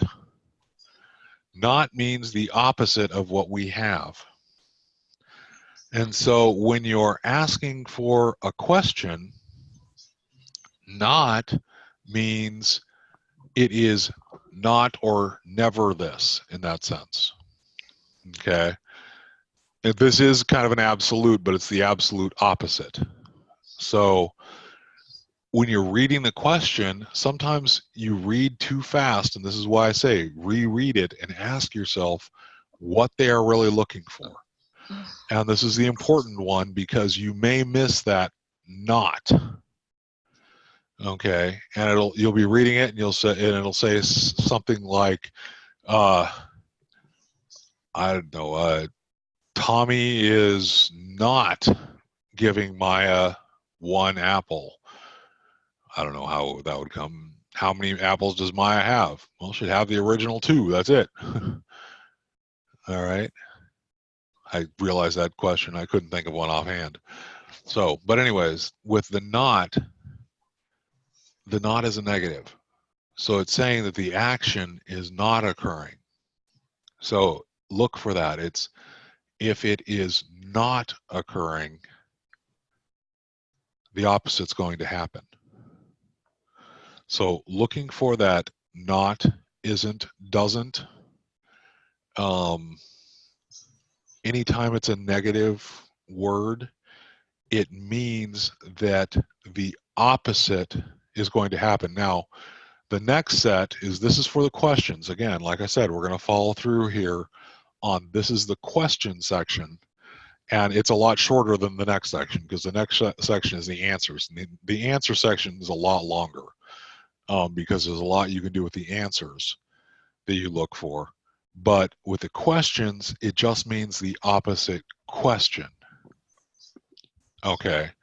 With the answer section, they can throw that not anywhere. They can throw it in like not A, not B, or A, B, or, you know, so they can throw that not in a lot of places. But remember, don't, not, isn't, never, those sort of things. Never is actually a really bad one because never is both a negative and an absolute. Okay, so it's an absolute and a negative. So those are key words you want to look for in any question because when they put those words in, it changes the entire question. That one word changes exactly what they're looking for. The absolutes change the occurrence of it. It's usually an absolute deals with a true false. Okay, the absolutes deal with never, always, all, everyone, because it's asking for a true false. And there are usually exceptions to it. The nots deal with the opposites. So you're looking for the opposite answer. All right. So those are the questions. So we've covered before the test, the morning of the test, the beginning of the test, and the questions themselves. The answer coming up now, the answers are what we have left to cover. What I'm going to do right now is let's take a little bit of a break because I have had 4 phone calls in the time we've been talking here, and I've got to return some phone calls quick. Okay, so let's, if you can give me a couple of minutes, I'm going to pause the recording and get us back to where we were. And it looks like our paperwork should be here tomorrow, so I can send that off to the state, and we're all good. All right, back to this. Now, we have 2 areas left to cover, the answers and our time management and that sort of thing and reviewing. So let's get to it. The answers. We know when we're asking a question, as long as we know what they're looking for, we stand a really good chance of finding the right answer. Because once we identify it, we can usually eliminate things to make the answers match up. Now, a lot of times though, if you have a written question that's a story question, like, you know, Tom gave Maya so many things, and it's a story question. It's not just what was the standard deduction for 2018 or whatever it is. Okay, if it's that, it's a specific number, and here are the numbers. Okay, if it's a story question where you got to figure it out, you have to figure out what they're looking for. In that case, you have to go to the answers sometimes for that to find out what they're looking for. Sometimes you have to look at the answers to figure out specifically what they're looking for and read what the answers are so you can compare back to figure out what they're looking for. All right, so let's start off with this. On the test we have, okay, for these exams, what kind of answers do we have? Pretty simple. There are only a couple of them. What kind of answers do they have? Multiple guess. Multiple guess. There you go. That's the first one. You have multiple guess. True, All right. false. True and false. And then there's fill in the blank. Well, there really aren't too many fill in the blank in that sense because it's really just a multiple choice for what the word is. But yeah, it is kind of a fill in the blank. Just here's what the word is and fill in the blank in that sense. But it's still a multiple choice. but you have just some yes, no, which is kind of the same as a true or false. And there's some math problems. We have to figure some things out, like basis or Gain or Right. loss. Right, gift but or loss or things. again, those are just multiple choice Yes. because they're going to still give you the answer. The answer will be there in that list. So when you think about it, it's still going to be there in that list. All right. So you've already got the answer in front of you. The only kinds that are going to try to throw you off is when it says none of the above or all of the above. And they Yes. try to throw that at the end. Okay. Sometimes they throw that in as a way to basically make it so you go, oh, maybe I'm not sure. Maybe could it be this and that sort of thing, to try to basically confuse you. Don't worry about it. I'm going to teach you ways to look for it. So these are the only two, the none of the above and the all of the above. They're really designed to throw you off, but there's multiple choice, true or false, yes or no. And Those are really it. except. Except, the not, all right? So that's what we've got. That's all we can test. Now, in the real world, they also have essay, they have short answer, they have, those sort of things.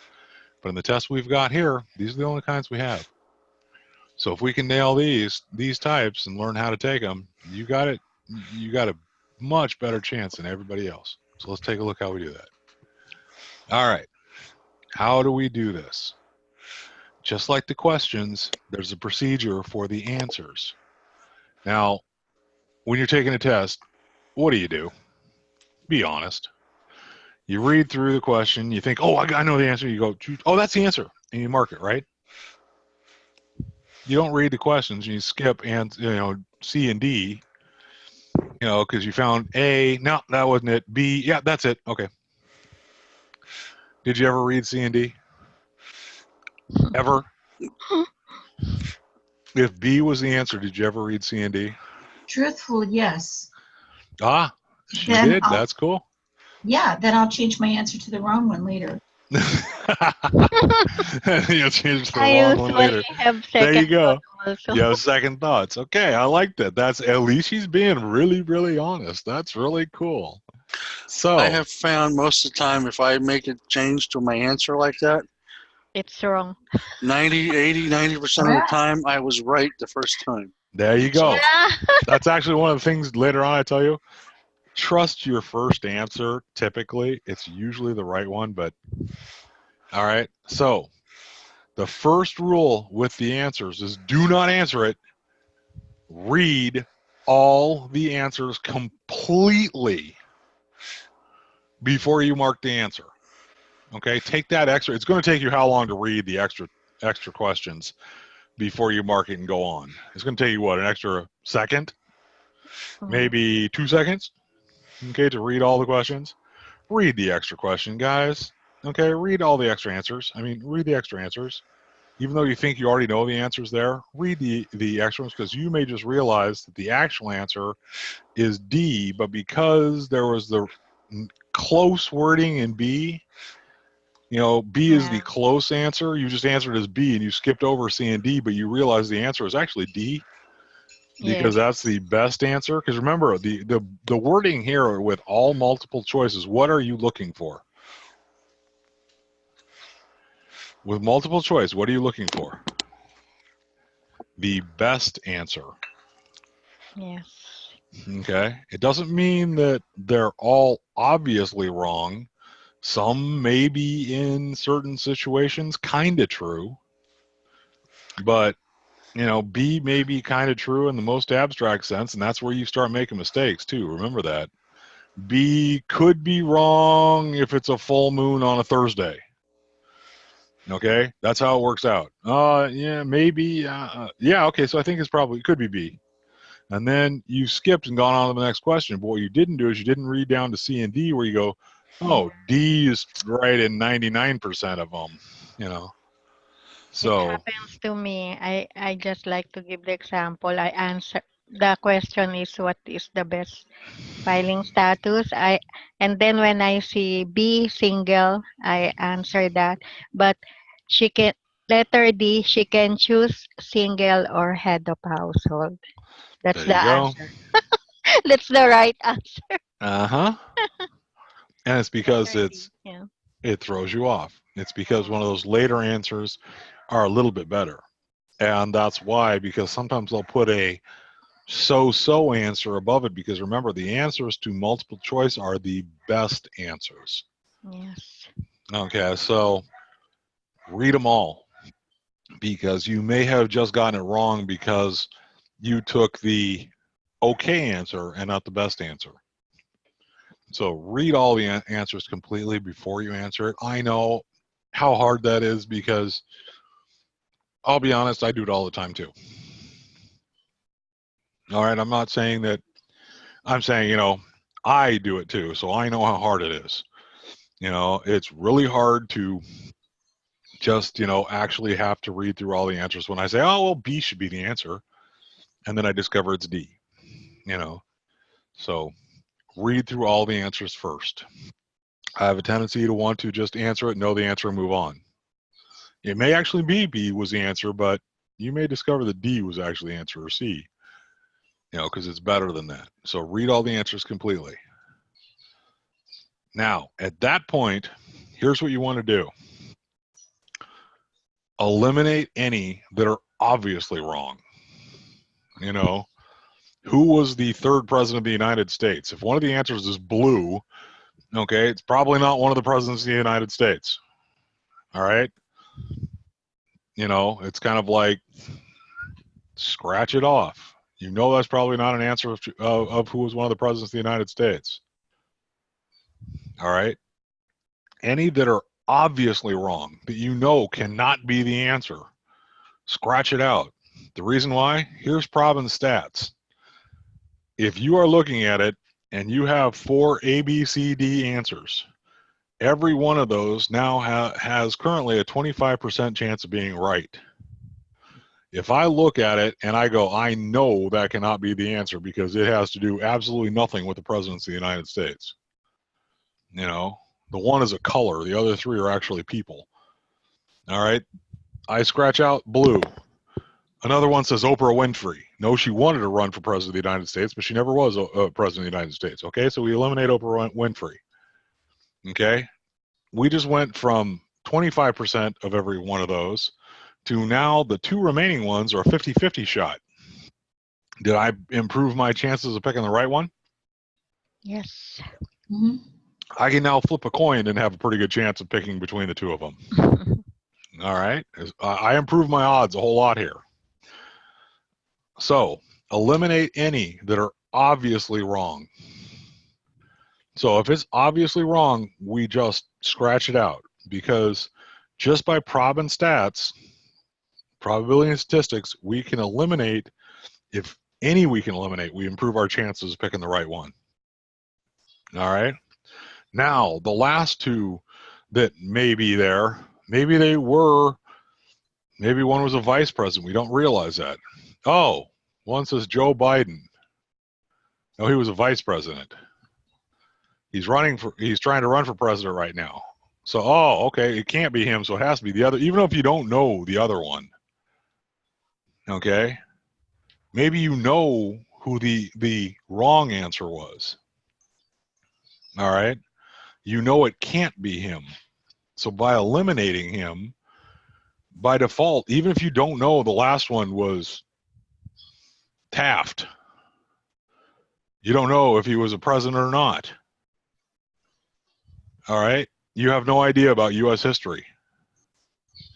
But Joe Biden was the vice president under Obama. So you go, wait a minute.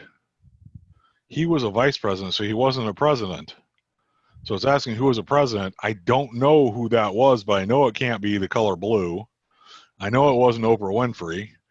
Joe Biden wants to be the president, but was only a vice president. Now, I didn't even pick a president. I don't know who Taft is because I don't know anything about U.S. history, but he has to have been a president because I just eliminated the other 3. Had nothing to do with knowing the answer. I just knew the other 3 couldn't be the answer. All right. So by proving the other one's wrong, found the answer. I never knew the answer. I never knew the answer to the question because I didn't know history. I was able to answer it. I was just able to eliminate the other three answers. All right. So that is actually how you can get through some of the tests and improve your odds. Now, think about that. Did I know who the president was? Nope. I didn't have to. I just knew who the president wasn't. All right. So when you go through it, when you're taking the test, read all of your answers. Then go through and eliminate any that are obviously wrong. I knew the color blue wasn't a president. I know Oprah's never been a president. Okay. The last two start becoming questionable. Well, Joe Biden was a vice president. Okay, so he can't have been president. So he can't have been it. So think about it. I don't know who the last guy is, but I know the other three weren't a president. So by default, he has to have been a president. You understand how that works? Yes. So by eliminating any that are obviously wrong or that I know I can eliminate, I can come to the right answer. Okay. Then look for the absolute answers. Again, the same one. Now, this is when we're first going through the questions. This isn't when we're trying to answer. This is basically, we're looking through the answers through the first time. All right.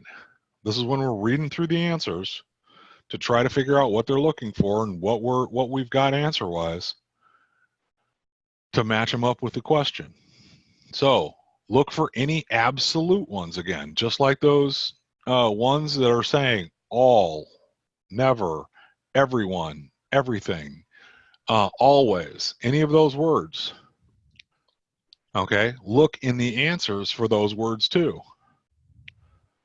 It is always this, or always that, or never this. Okay, in the answer. Remember Garrett said short answer? Sometimes the words are, the answers are basically a short answer, and that's what the answers are saying. It is a small phrase which says, never this, never this, in the answer. By looking at that, you can sometimes, if you know that it's never just that there are cases where that is true, you know that answer is probably wrong. Okay? You know it's probably a wrong answer. So if there's an absolute in it where it says never, always, all, something like that, you can usually eliminate that answer. Okay?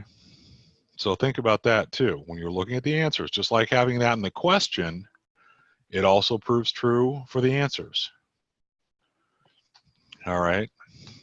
So if that word, one of those words, the absolute words appears in it, it normally eliminates that as a possible answer.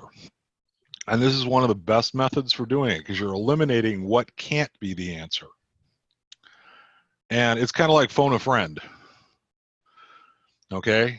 Or 50-50 would be a better example. I want to go 50-50. Okay? So all of the obvious ones that are not, they'll give you two possible answers instead of four. You've eliminated two. Now you're down to four, two instead of four. You have a 50-50 shot of it. Okay? Same basic thing. Okay? So if you can get that, you improved your odds. Now you're down to flipping a coin. Your odds improved. They went from 25% to an answer. Even if you eliminate one, you're now at 33% an answer. That's better odds. Okay? You've got a 1 in 3 chance. That's much better odds. You ever played a casino? That's 1 in 4 is much worse than 1 in 3. 1 in 2 is much better than 1 in 3 and 1 in 4. That's how you eliminate it. So that's what you're looking to do. Now, there are two special cases which are intended to basically throw you off. all of the above and none of the above. All right? They are really hard to deal with. All of the above is designed to confuse you in a sense where it's showing 3 possible answers, and then the last answer is all of the above. And there's a special way, again, to eliminate it. All right. What you look for is this. It'll say all of the above. Now, you've read through all the answers, and it'll say all of the above. Great. So you look at it and you go, all the above, all the above. And you start questioning, well, maybe that could be true. Maybe. So let's do this. Let's go back to our original way we were going through the questions and trying to eliminate something. Go through your questions. And on your questions, read A, B, C. Those are your answers, right? And the fourth one is all the above. Read A in detail. Is it ever wrong?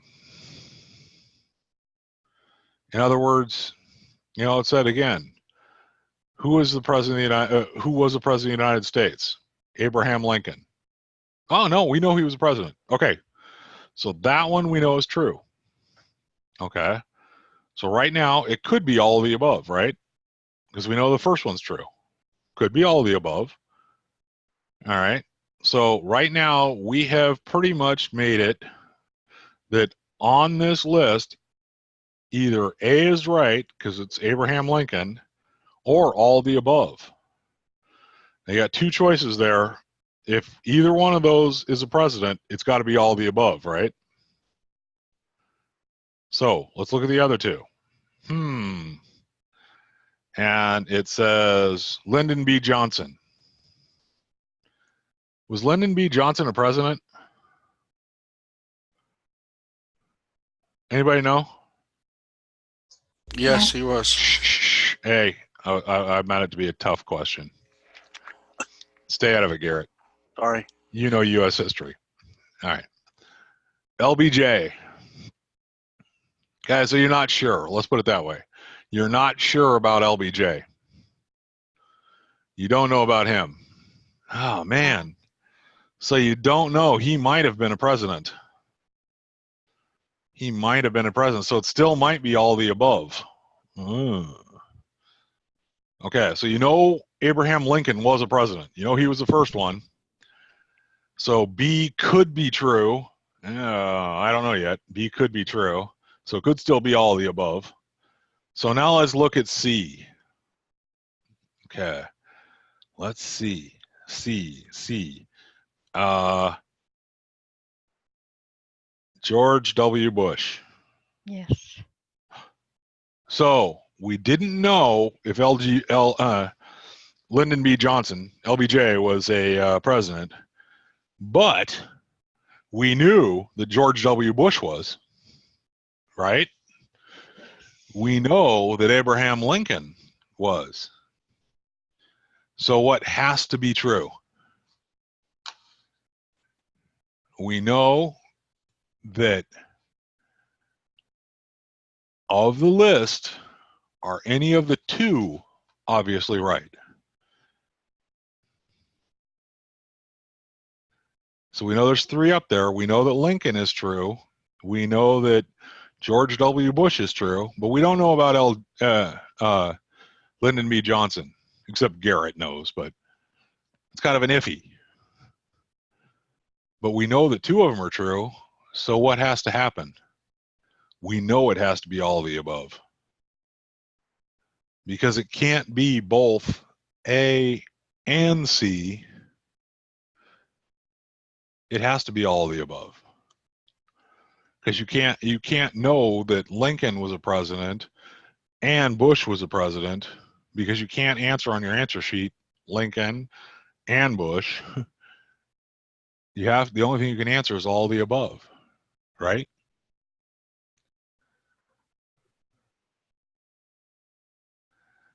So let's go like this then. Let's go the other way. Let's say It's Lincoln. Actually, let's not do Lincoln. Let's say LBJ is the first one. LBJ is the first one. You're not sure about him, right? You don't know. But the second one is Oprah Winfrey.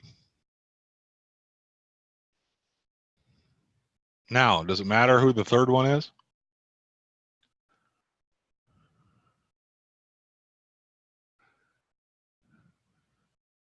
Because what did I do right there?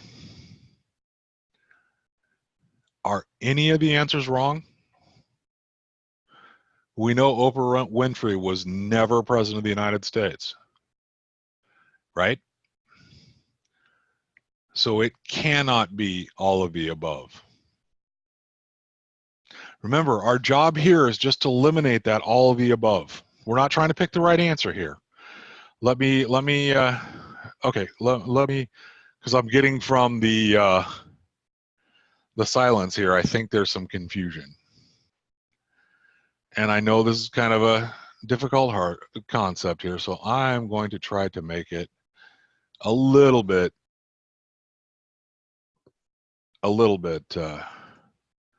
easier for you, okay? Let me do this, and let me clear this out.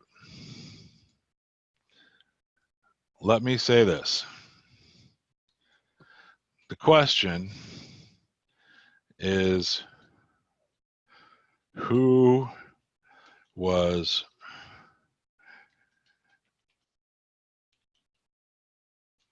president of the U.S.? Okay? And what we're going to do is we're going to say A, and we're going to go a little bit differently. We're going to go with Taft.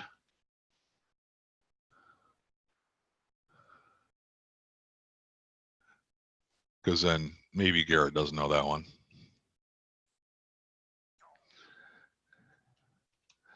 And then we're going to go with B.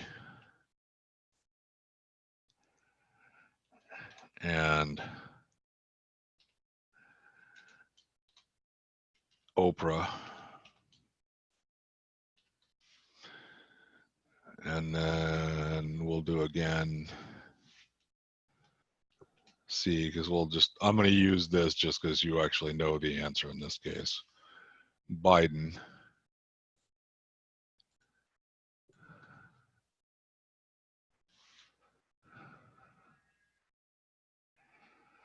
And then D.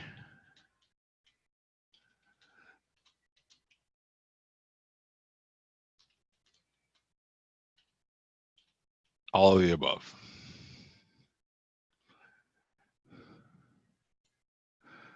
Okay. Question. We're not sure, and I'm just saying that, we're not sure, was Taft president? We don't know. Right? Don't answer, Garrett. You know, it's like, okay. We don't know. It's a name we're not sure of. All right. So it may or may not be true, right? We're not sure. It's kind of a questionable thing here. So we have to put a question mark here. But the next question is, now we're looking here because there's an all of the above down here. Was Oprah ever president? Was Oprah ever president? Not yet. No. Please don't scare me like that. Okay. No, Oprah has never been president. So guess what? By stopping Oprah, showing that Oprah has never been president, what does that also eliminate? All of the above. That also eliminates the all of the above. Okay, so it cannot be this answer. And by default, it means it also cannot be this answer because it can't be all the above. So what does that mean? Well, okay, let me rephrase that. That's not true. Let me go back here. Okay, so that means we know it's not all the above. So what does that mean? It means that the answer has to be one of these two, Yes. right? The answer has to be one of these two. So we know Oprah's not true, so it means that it's not all the above. So it has to be one of these two. So we think back and we go, Biden he's been the vice president, so he's never been the president. So by knowing that, we can eliminate Biden. So who is the president of the U.S.? Who does that mean has been a president of the United States? Of the ones that are left, who does that mean has to have been a president of the United States? Taft was a president of the United States. It's one of the early presidents of the U.S. But that's how, if you can get one to be false, if you can eliminate any of them, that immediately takes out the all of the above.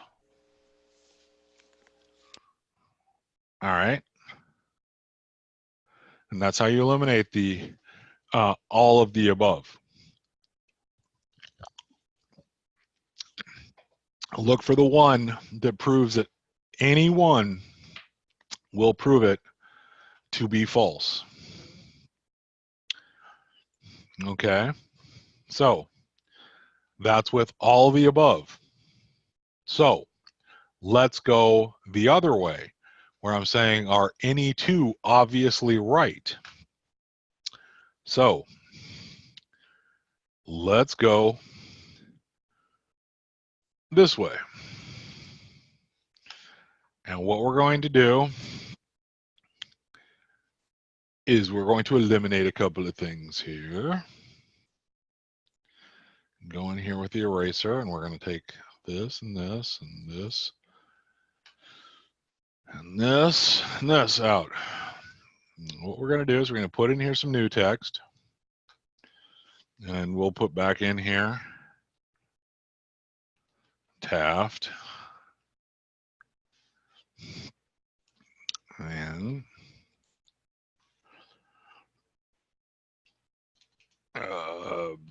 B is LBJ, which we already know the answer to in that sense. So we're going to do this kind of the short way. And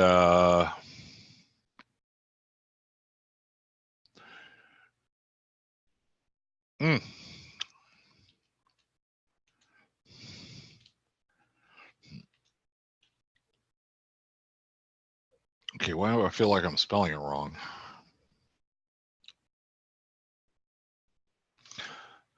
Works for me.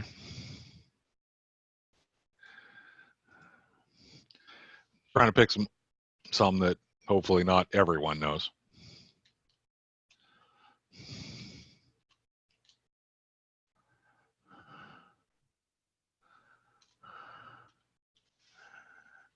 All right.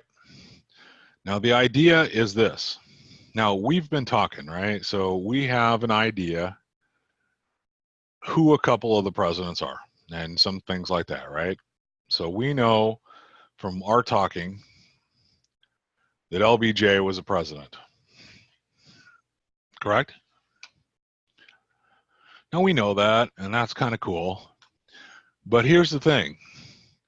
We're not sure. We had another question earlier that we think Taft was a president too.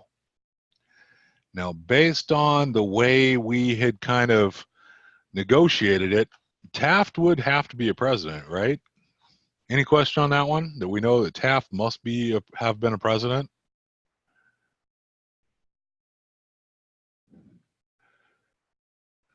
Was Taft a president, guys? Do you think?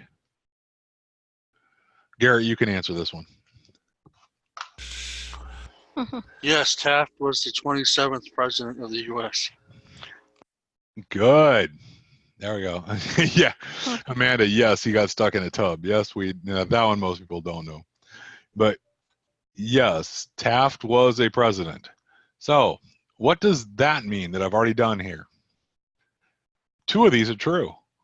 Mm, See, I've already shown that two of these are true. So what does that mean about this one?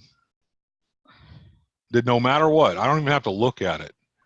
What does that mean about this one? Because I've already proved two of these are true. They can't have two of these are true yeah, all and of the this. above. So it has to be this. It has to be all of these. So what does that mean about Eisenhower? Besides the fact that he's on a coin, you know. He's the president. Okay. So besides the fact that he's on the coin, he had to have been a president of the United States.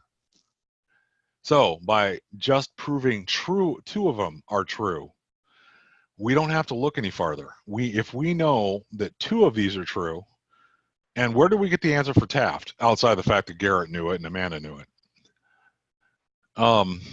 We got it from our previous answer, basically, right? Yes. So from a previous question that we knew had to have been true, and we know that the testers believed it was true, right? People writing up the test obviously believed it was true. So Taft must have been a president of the United States. And we know that LBJ was because we've been talking about it. So we got two of them that are positive. So we know it cannot be just an answer. So we know it's got to be all of the above. It doesn't matter who this guy is. And he was a pretty cool guy anyways, but doesn't matter who he is. Okay. He had to have been a president because we can't have answer A and answer B and not answer C because it's all of the above. There is an exception. There is some that'll say here, this is very rare, and if you get it, just kind of work it out in your head because there's no simple way to do it, and it's a stupid question that's intentionally put in there to drive you nuts. It'll probably say something like D. A and B are true. Okay. There is no simple way to, there's no way to guess this one in that sense. Okay. Because sometimes they'll put this answer instead of all the above. They'll put A and B are true. What they're saying is this one's true and this one's true and this one's false. If that does come up, you'll have to know the answer. That's all. That's really one of those ways because they've put that in there intentionally too. And if they do this, they're specifically looking for answers. And in that case, really look at this answer because they are trying to do this usually to confuse you. And it's probably either A or B or C. Okay. That's the situation. It's going to be both of these are true or this is true. It's not going to be one of these are true by itself. It's going to be either these two are true or this one is true.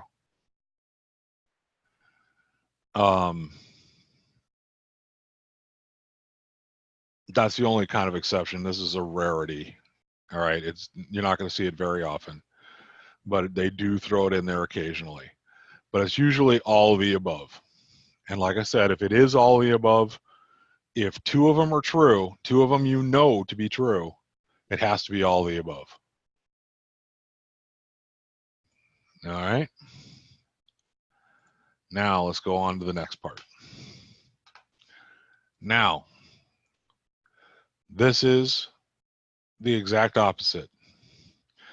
Instead of saying all of the above, they will say none of the above. None of the above is sometimes harder in the sense because we have a tendency to look at stuff and go, well, maybe that's true. It's because we kind of think that some things maybe will fit in there I know it's confusing and it's a royal pain because maybe it's kind of like, well, is that true?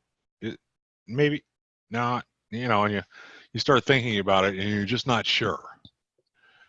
So the first thing to ask are any of the answers possibly right? Okay. I'm not saying is it absolutely right. What you want to do is you want to look again, are any of the answers possibly right? So when we were going back to our list, look at your answers. We were back to our whiteboard here. Let me go back to this.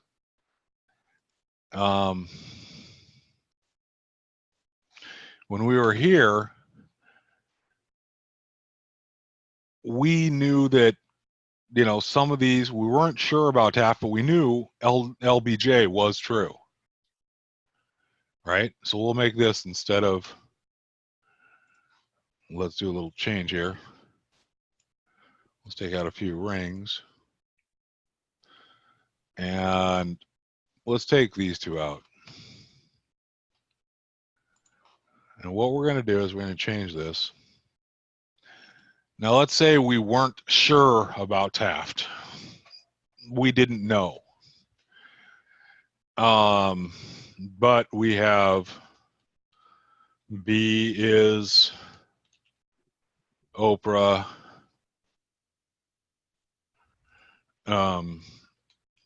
C is Biden. And D is none of the above.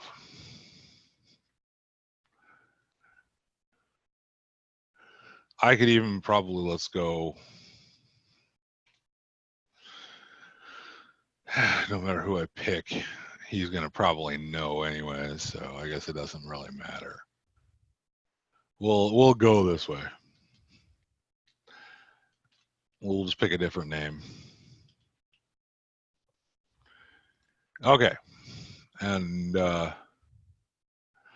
we'll do it this way. So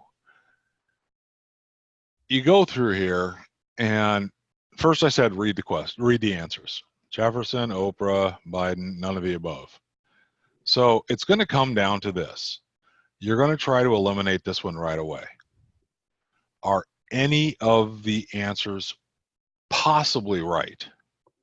Well, I can look at it and I can eliminate, if I want to say who was a president of the United States. I know already Biden was never president.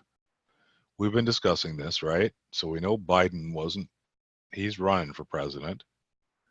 We know Oprah isn't president, so that's two. So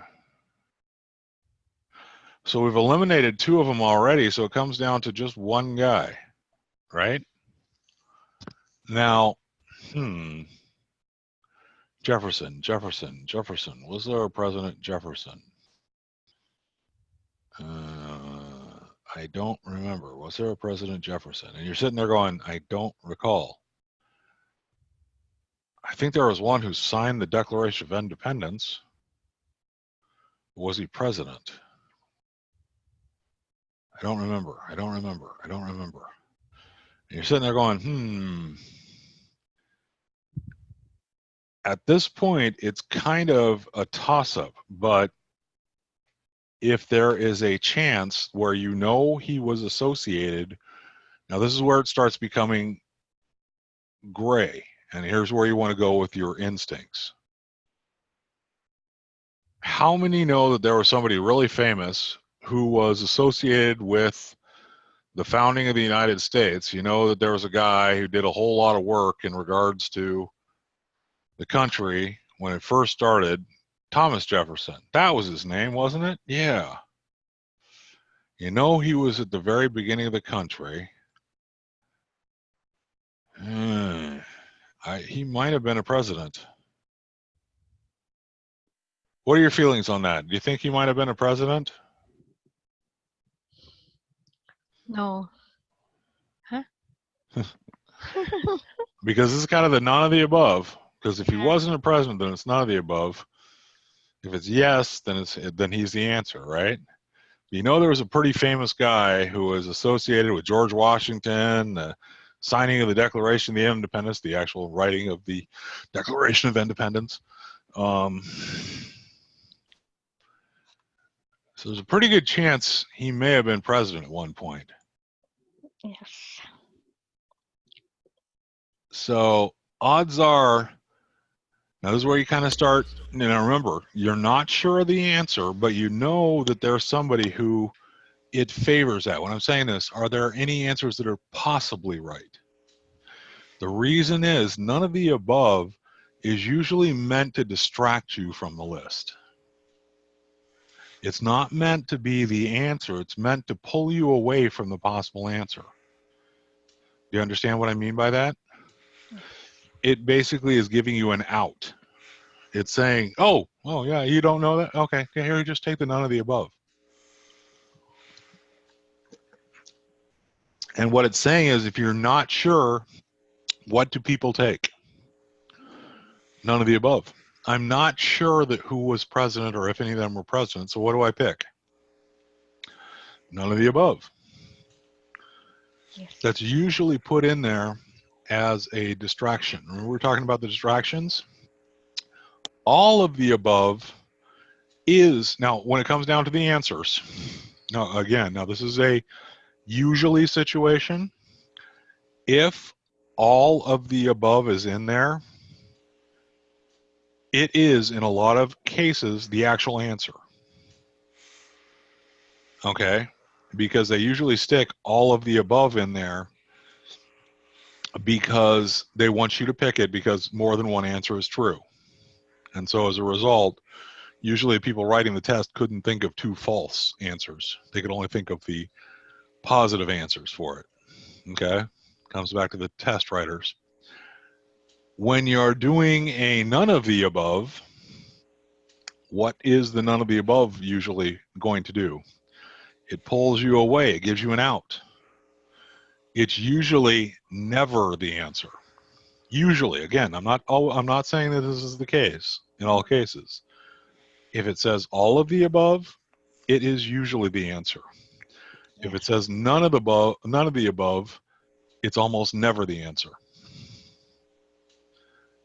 Okay? Because it's designed to pull you away from the answer. It's a trick. So, if it says none of the above, odds are one of these is the true answer. So, does that mean that Jefferson has been a president? And Garrett, you can go ahead and tell him now. Jefferson was a landowner in Virginia and a slave owner, but he was also president.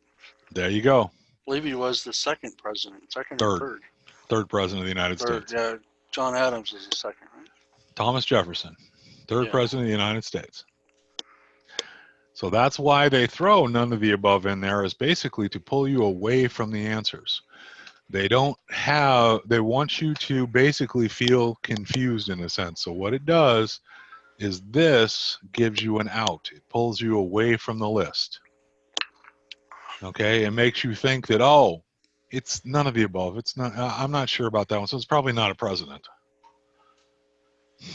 Okay. It's probably none of them were a president. Because you're not sure of the answer. You knew Oprah was never a president. You knew Biden was never a president. You're just not sure about Jefferson. So it's easier to say none of the above than it is to figure out that Jefferson was a president. So this is a simple rule. And again, like I said, it's not always true. But if it says none of the above, usually one of these is true. It's almost never none of the above. If it says all of the above, that is in the exact opposite. It is almost always the answer. Okay. So they do that because normally the test writers couldn't think of two negative answers. They were only thinking about the test question, and they could only think of the possible answers for it. So they wrote two positive ones, and they couldn't think of, and they were trying to think of a negative one. They couldn't, so they wrote three positive ones and just made it all of the above. All right. now you know something about when you're writing a test, how it turns out. So let's go on. Let's go back to this though. Questions on that. All the above and none of the above.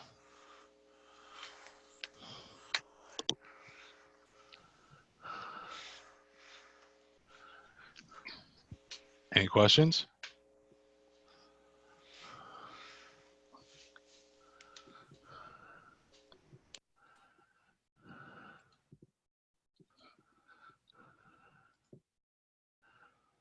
Nothing? Wow. Man, you guys are really... All right. So, what is one of the hardest ones to possibly answer?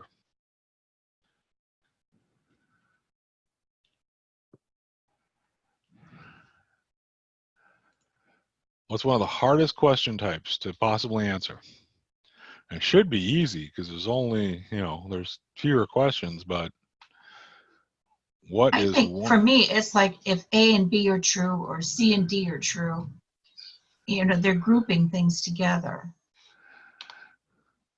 That's true, but when I'm thinking about it, I'm like a type of question.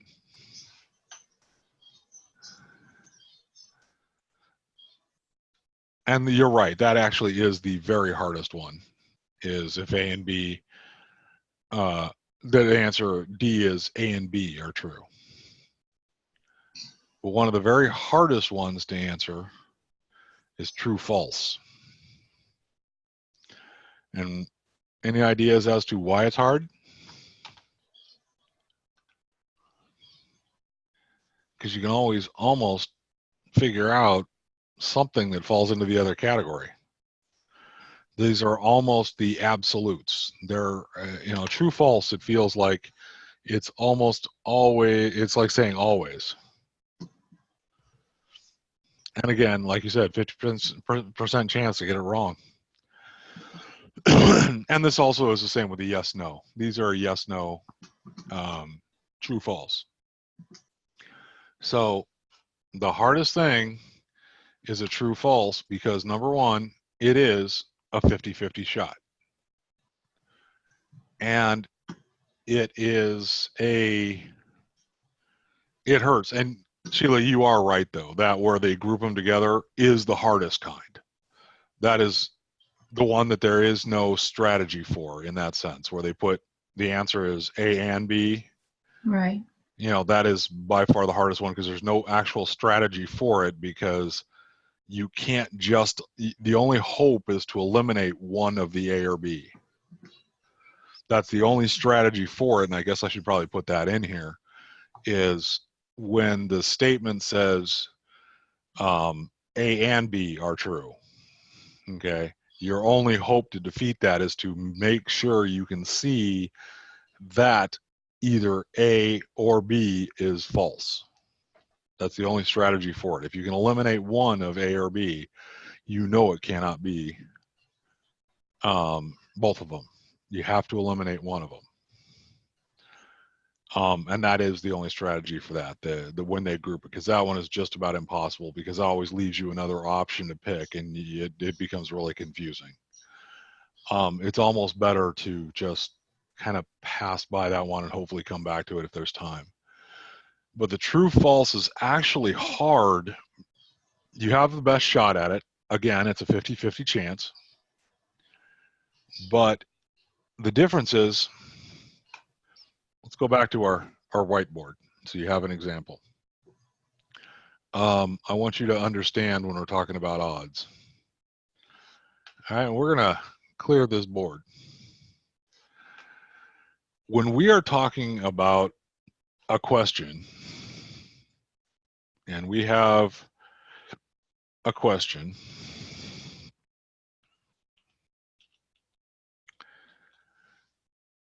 and we have an A, B, C, D situation,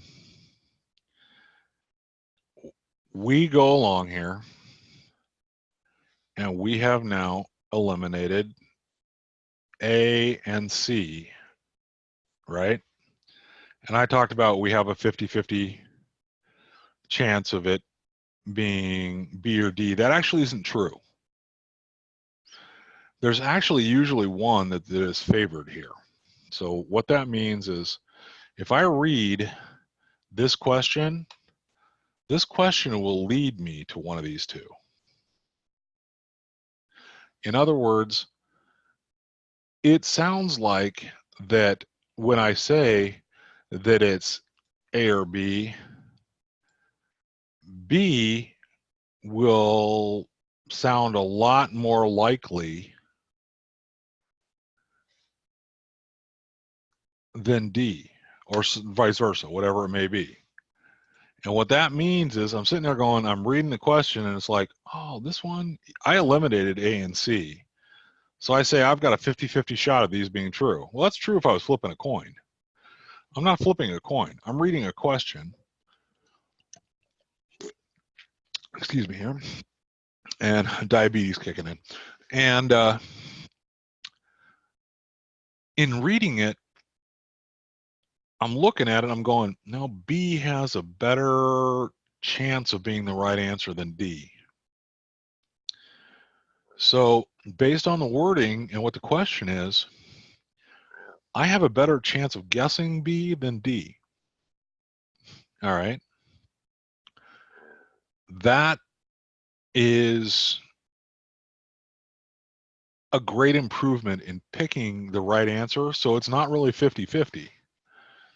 It may be 40-10, who knows? 40-10.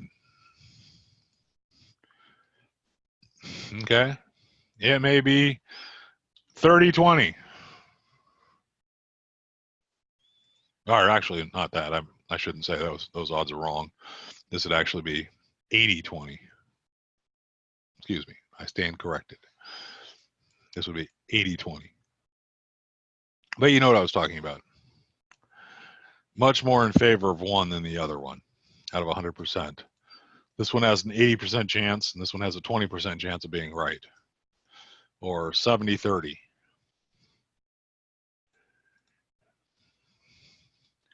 Based on what I'm reading, right? That I can narrow it down a little bit more because of what the answer says and what the answer reads. I can match the answer up to the question, right? Because what the answer will say is actual words which help describe this question. Remember, if I'm saying that it's that we'll go back to numbers. Let's go back to our numbers. And let's say that this is a number question. And my answers are 10 million, 30 million, and this is 12,000 whatever, 12K, and this is 15K.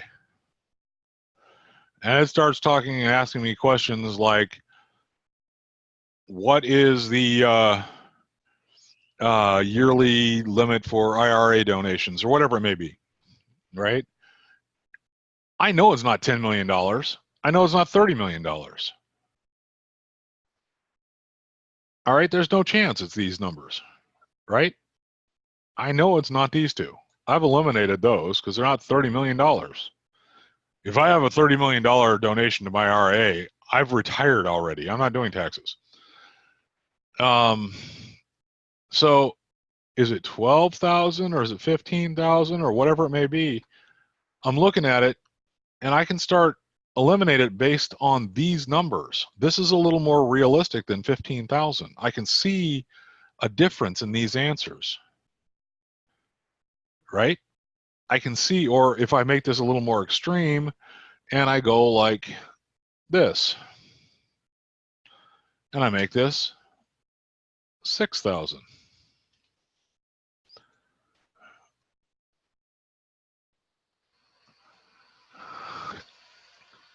Now, how close are we getting?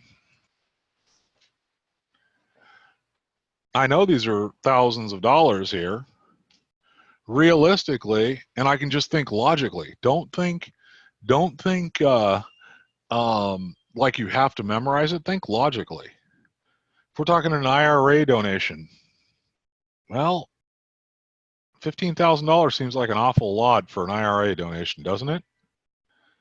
$6,000 sounds a whole lot closer to it, right? So just looking at that, and I'm not talking about the actual number, I'm just saying logically, that's got to be a whole lot closer than that, right? That's talking to me because the actual answers are talking to me. They're telling me what is logical and what is not. So these have a better than 50-50 shot, right? They aren't just at 50-50 anymore because the answers themselves tell me about where they should fall. Now let's go to the other one that's a whole lot harder, and I'll explain why it's a whole lot harder. When we were talking here, we have a question.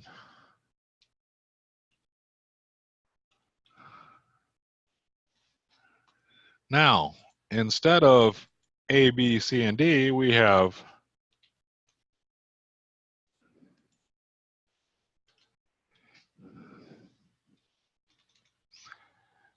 let's do it that way. There we go.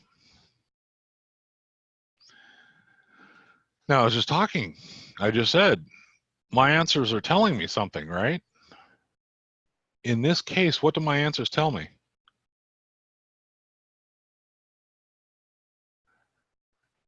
What are my answers telling me in this case? Are my answers helping me? Are they reaching out to me and telling me logically, maybe this should be a little bit more than this one?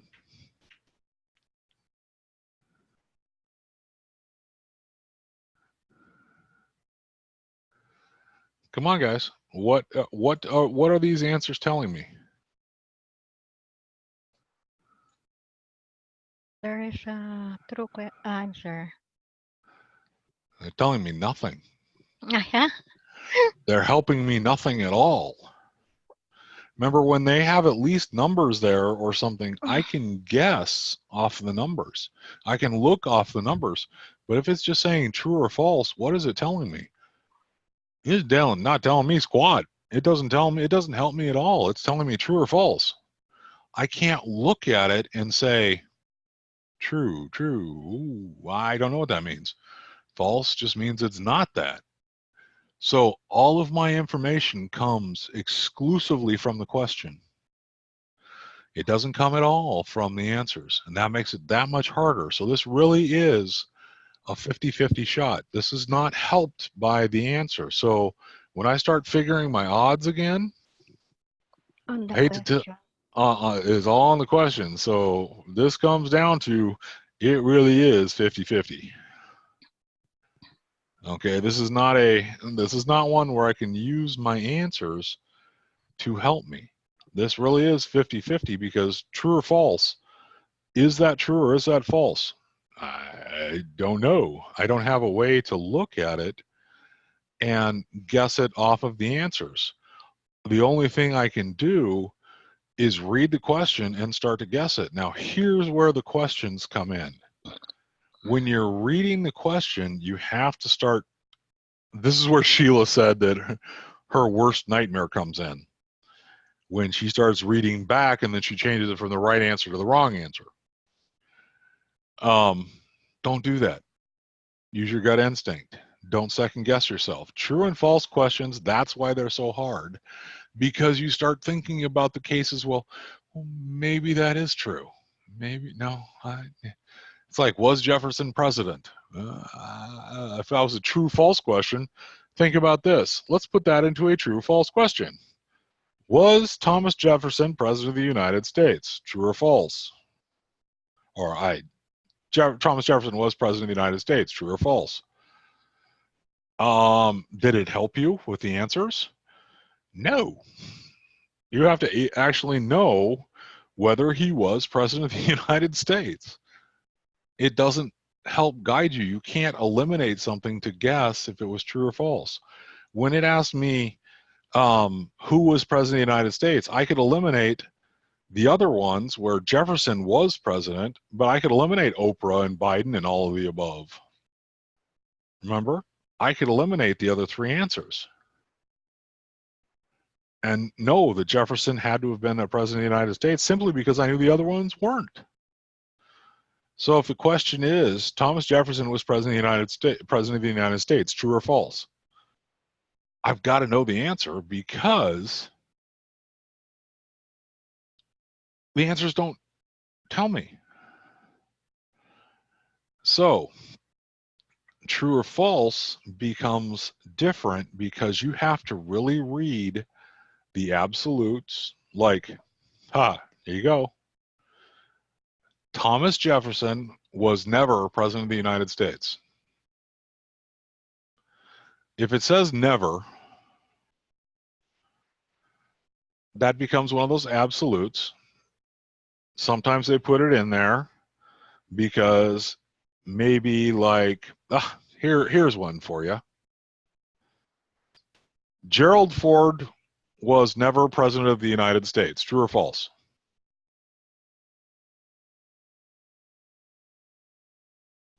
Garrett, you know the answer to that one?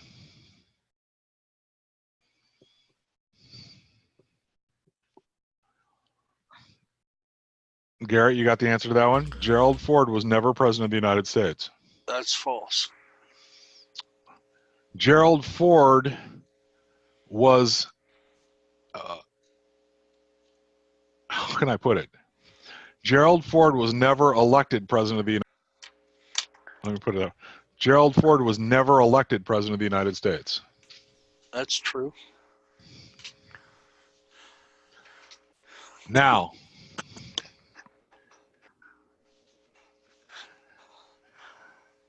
thank you, Amanda. Gerald Ford was never elected president of the United States. True. Hear that never in there? It's like it throws you off, right? Yep. Because Gerald Ford was never elected president of the United States. He was the vice president and became president of the United States when the president died. No, the president didn't die. Well, he was removed. He resigned. He went to China. Okay, for all intents and purposes, Tricky Dick went to China. Yeah, he resigned because he was going to be impeached. Well, he actually was impeached, and then Ford actually. No, he never got impeached. The impeachment proceedings are in progress. The only president in the U.S. to ever actually be impeached. I'm sorry, that's right, Clinton. Clinton. Clinton. He was the only one who was actually impeached. And he didn't resign. And he never resigned. Nixon did. Stayed. So, no, Nixon resigned before the impeachment process was complete. Yeah. Right. So there you go. So now you know some U.S. history.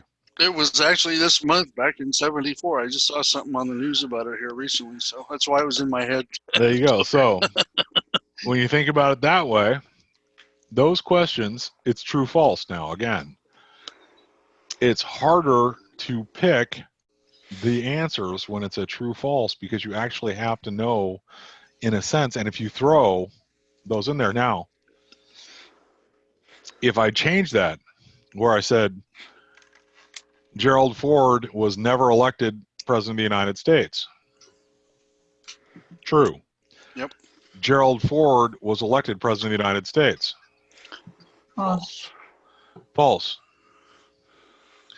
That never, it's like that never is what changes the answer entirely because it's throwing in the opposite.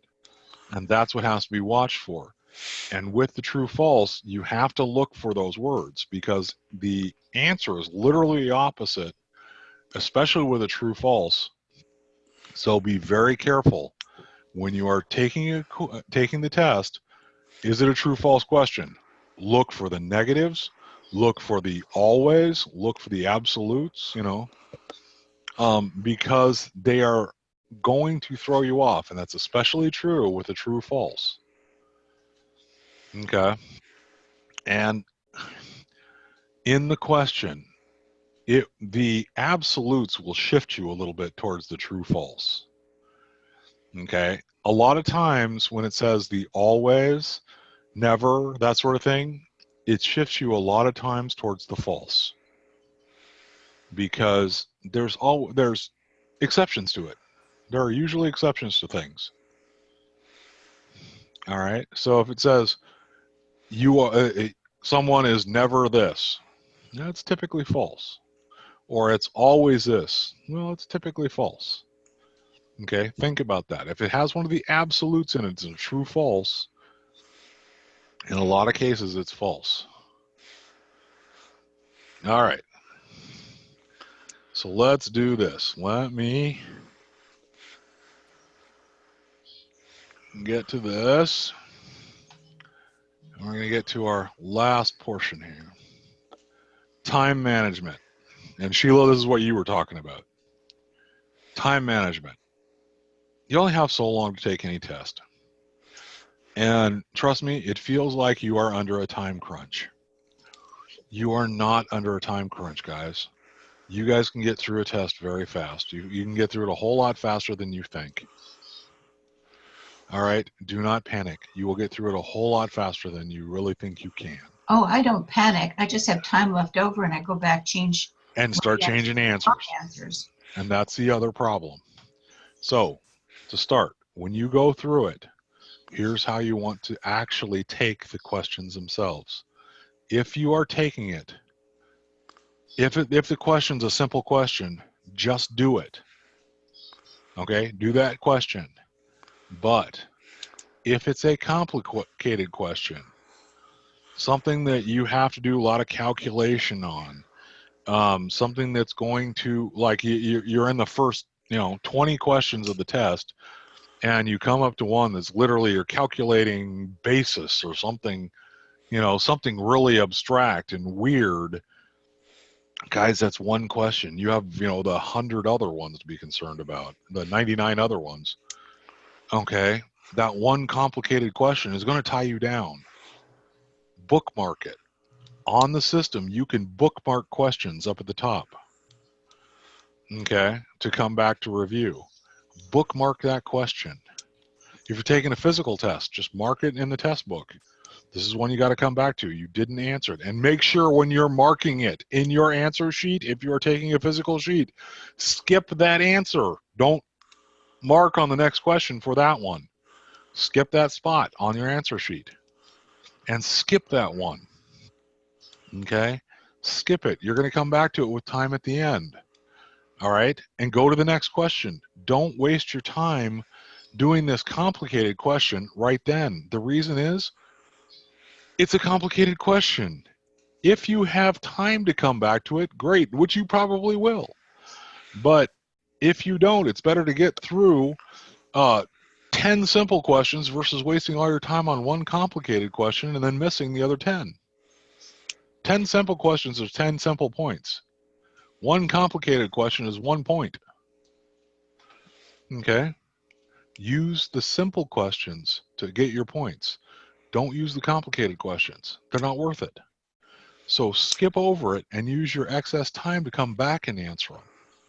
So skip that question. I know it sounds weird, and most people hate to do it because they're like, I'm getting that answer wrong then. No, you're not. You're not getting that answer wrong. Instead, think about it this way. You're getting the other 10 questions you just answered right. Okay? And go back to it then and answer it. So just bookmark it and come back to it when you're done. Now, here is the biggest one for you, Sheila, and this is major. When we take a test, we have a tendency to start questioning ourselves. You get that extra time, remember? You start thinking about it, and we start getting our extra time, and we start questioning it. Only re-answer, or don't re-answer, I should say. Answer the ones you bookmarked. Do not go back and double check your answers. Okay? Do not go back and double check your answers.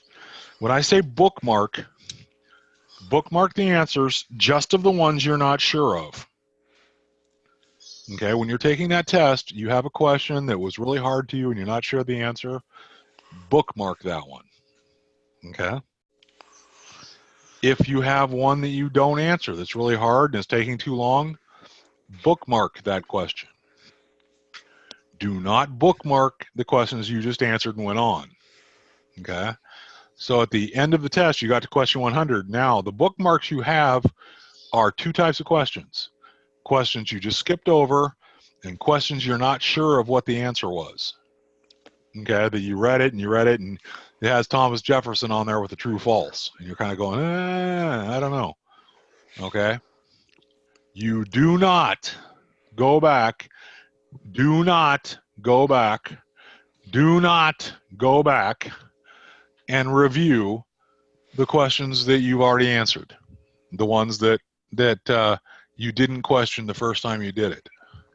The reason is, in about 90% of the cases, your first instincts are normally the right ones. You only make a mistake is when you go back and start questioning it. So you do not go back and review the test. That is one of the stupidest things most people do. Lots and lots of people do it, and that ends up killing them on a test. You do not go back and review the whole test. If you do that, check out now, because you will start guessing yourself, second guessing yourself, and cost yourself the test. I have done it. I know how many times it's cost me when I start second guessing the answer I put there, because I start thinking of cases where it does happen in this case, and or does. Oh, yeah, you betcha. Okay, you start thinking of those. Oh, wait a minute. No, maybe it does happen in this case. And you start going, well, maybe this is a better answer. Don't do that to yourself. Okay, because when the test writers wrote the test, they didn't think of it that way. They wrote it in a simple way. So you are only hurting yourself. So the only ones you're going to go back and review are the ones you bookmarked, because when you first were answering them, you really weren't sure of the answer. You were kind of guessing at it. You weren't sure about it. Bookmark those. And the ones you skipped over because they were taking way too long initially, just go on to the next question. If it's taking you more than a minute or two and you're having to calculate a bunch of things, don't do that question. Do that one at the end. That's the one you just leave it. And in your notes, remember you've got scratch paper. They will give you a piece of scratch paper to use, right? That scratch paper, mark a big X on it with question like Q12, something like this, next to where you were doing your calculation. Okay, mark like Q12, something. Sure, I'll show you here. Like on your sheet, you are going to do something. You've been doing your notes here. You've been doing your calculation, and what you're going to do is something like this. You're going to go, here, star Q12. And here's what I was doing here, and I was calculating standard deduction, whatever it may be, and I was calculating this, and I was calculating this. And I said, oh, you know what? This is taking me way too long. And I'm going on to the next one. Now, when I go back to that question, here's what I was working on. I go back in my notes on the scratch pad where I was. And I look here, then here is, when I jumped off of it, here is Q19. I jumped, right? And then here's my stuff that I was working on next to it. I just scribble next to it, Q19, on that scratch pad I had, right? That they gave me. The reason is when I go back and review, and when I'm going back and, by reviewing, I mean going back and finishing those questions that I skipped over, I know where I was. I've got it right here. And I can see where I was to help me out. So I jumped over question 12. and I was doing it, and it had, it was taking way too long. And I said, oh, forget it. This is taking way too long. I'm going to go on to question 13. So I put a star Q12 and go on to question 13. Okay.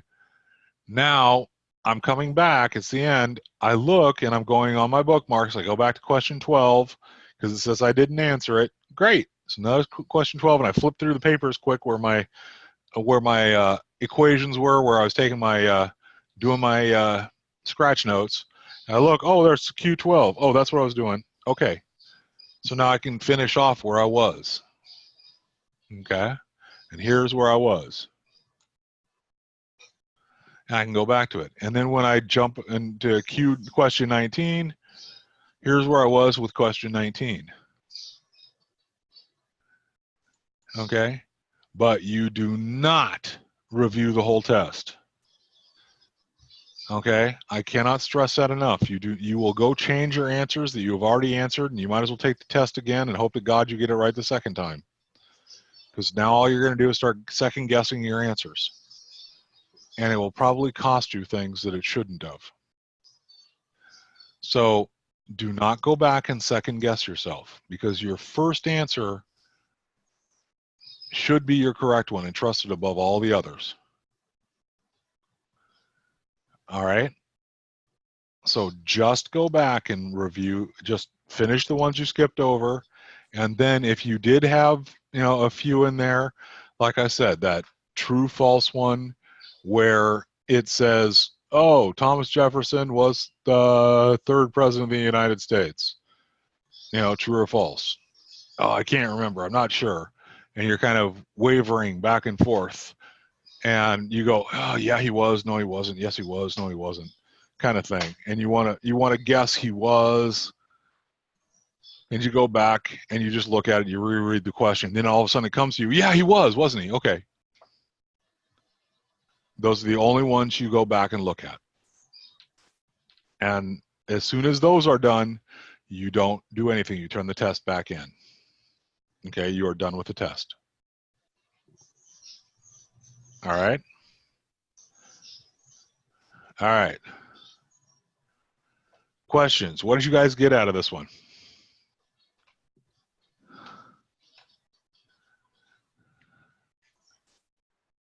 Come on, guys. I know you guys were paying attention because you guys were answering questions. I know Amanda was even texting me. She was on the chat room. So I know you guys were awake. That was awesome. When you skip the questions, can you just answer letter A and then change? You don't want to do that. The reason is just skip it. You can bookmark and skip it, because what will happen is with the system, when you skip a question at the end, the system will automatically tell you question 8, 10, and 15 you did not answer. Do you want to review them? And you just say yes, and it'll go take you to question 8. Now you're right back to those 3 questions that you did not do. You don't want to just mark an answer, otherwise the system won't know to do that. Okay. You don't want to answer them, because the system will know to take you back to have you answer them.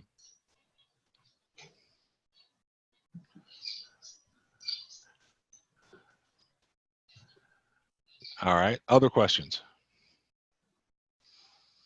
Come on, guys, this is your chance to ask questions and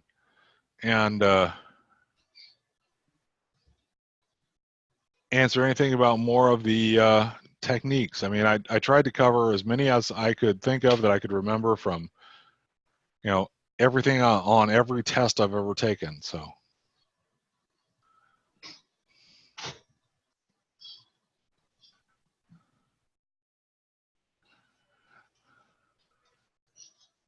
I don't have any questions, but I appreciate everything that you went over, and stuff with studying before the test, not the night before, taking it easy, and all that was great. Cool. I like that, And- Amanda. I'm feeling more confident. Cool. Ditto. Yeah. Well, that's what I was trying for. I wanted you guys to know that this has nothing to do with the information itself. This has to do with the test itself. And I've been through thousands of them, and I know you can do them. And these are the way I've passed so many of them that even, like I said, even if I didn't know the answer, I could find the answer. You know, and I know you guys can too. I know you guys can too. So I've heard you guys do it, and the way you guys rattle out the answers now, I know you guys can do it. So I have no fear whatsoever that you'll be able to do it. So any questions you have, any of the techniques.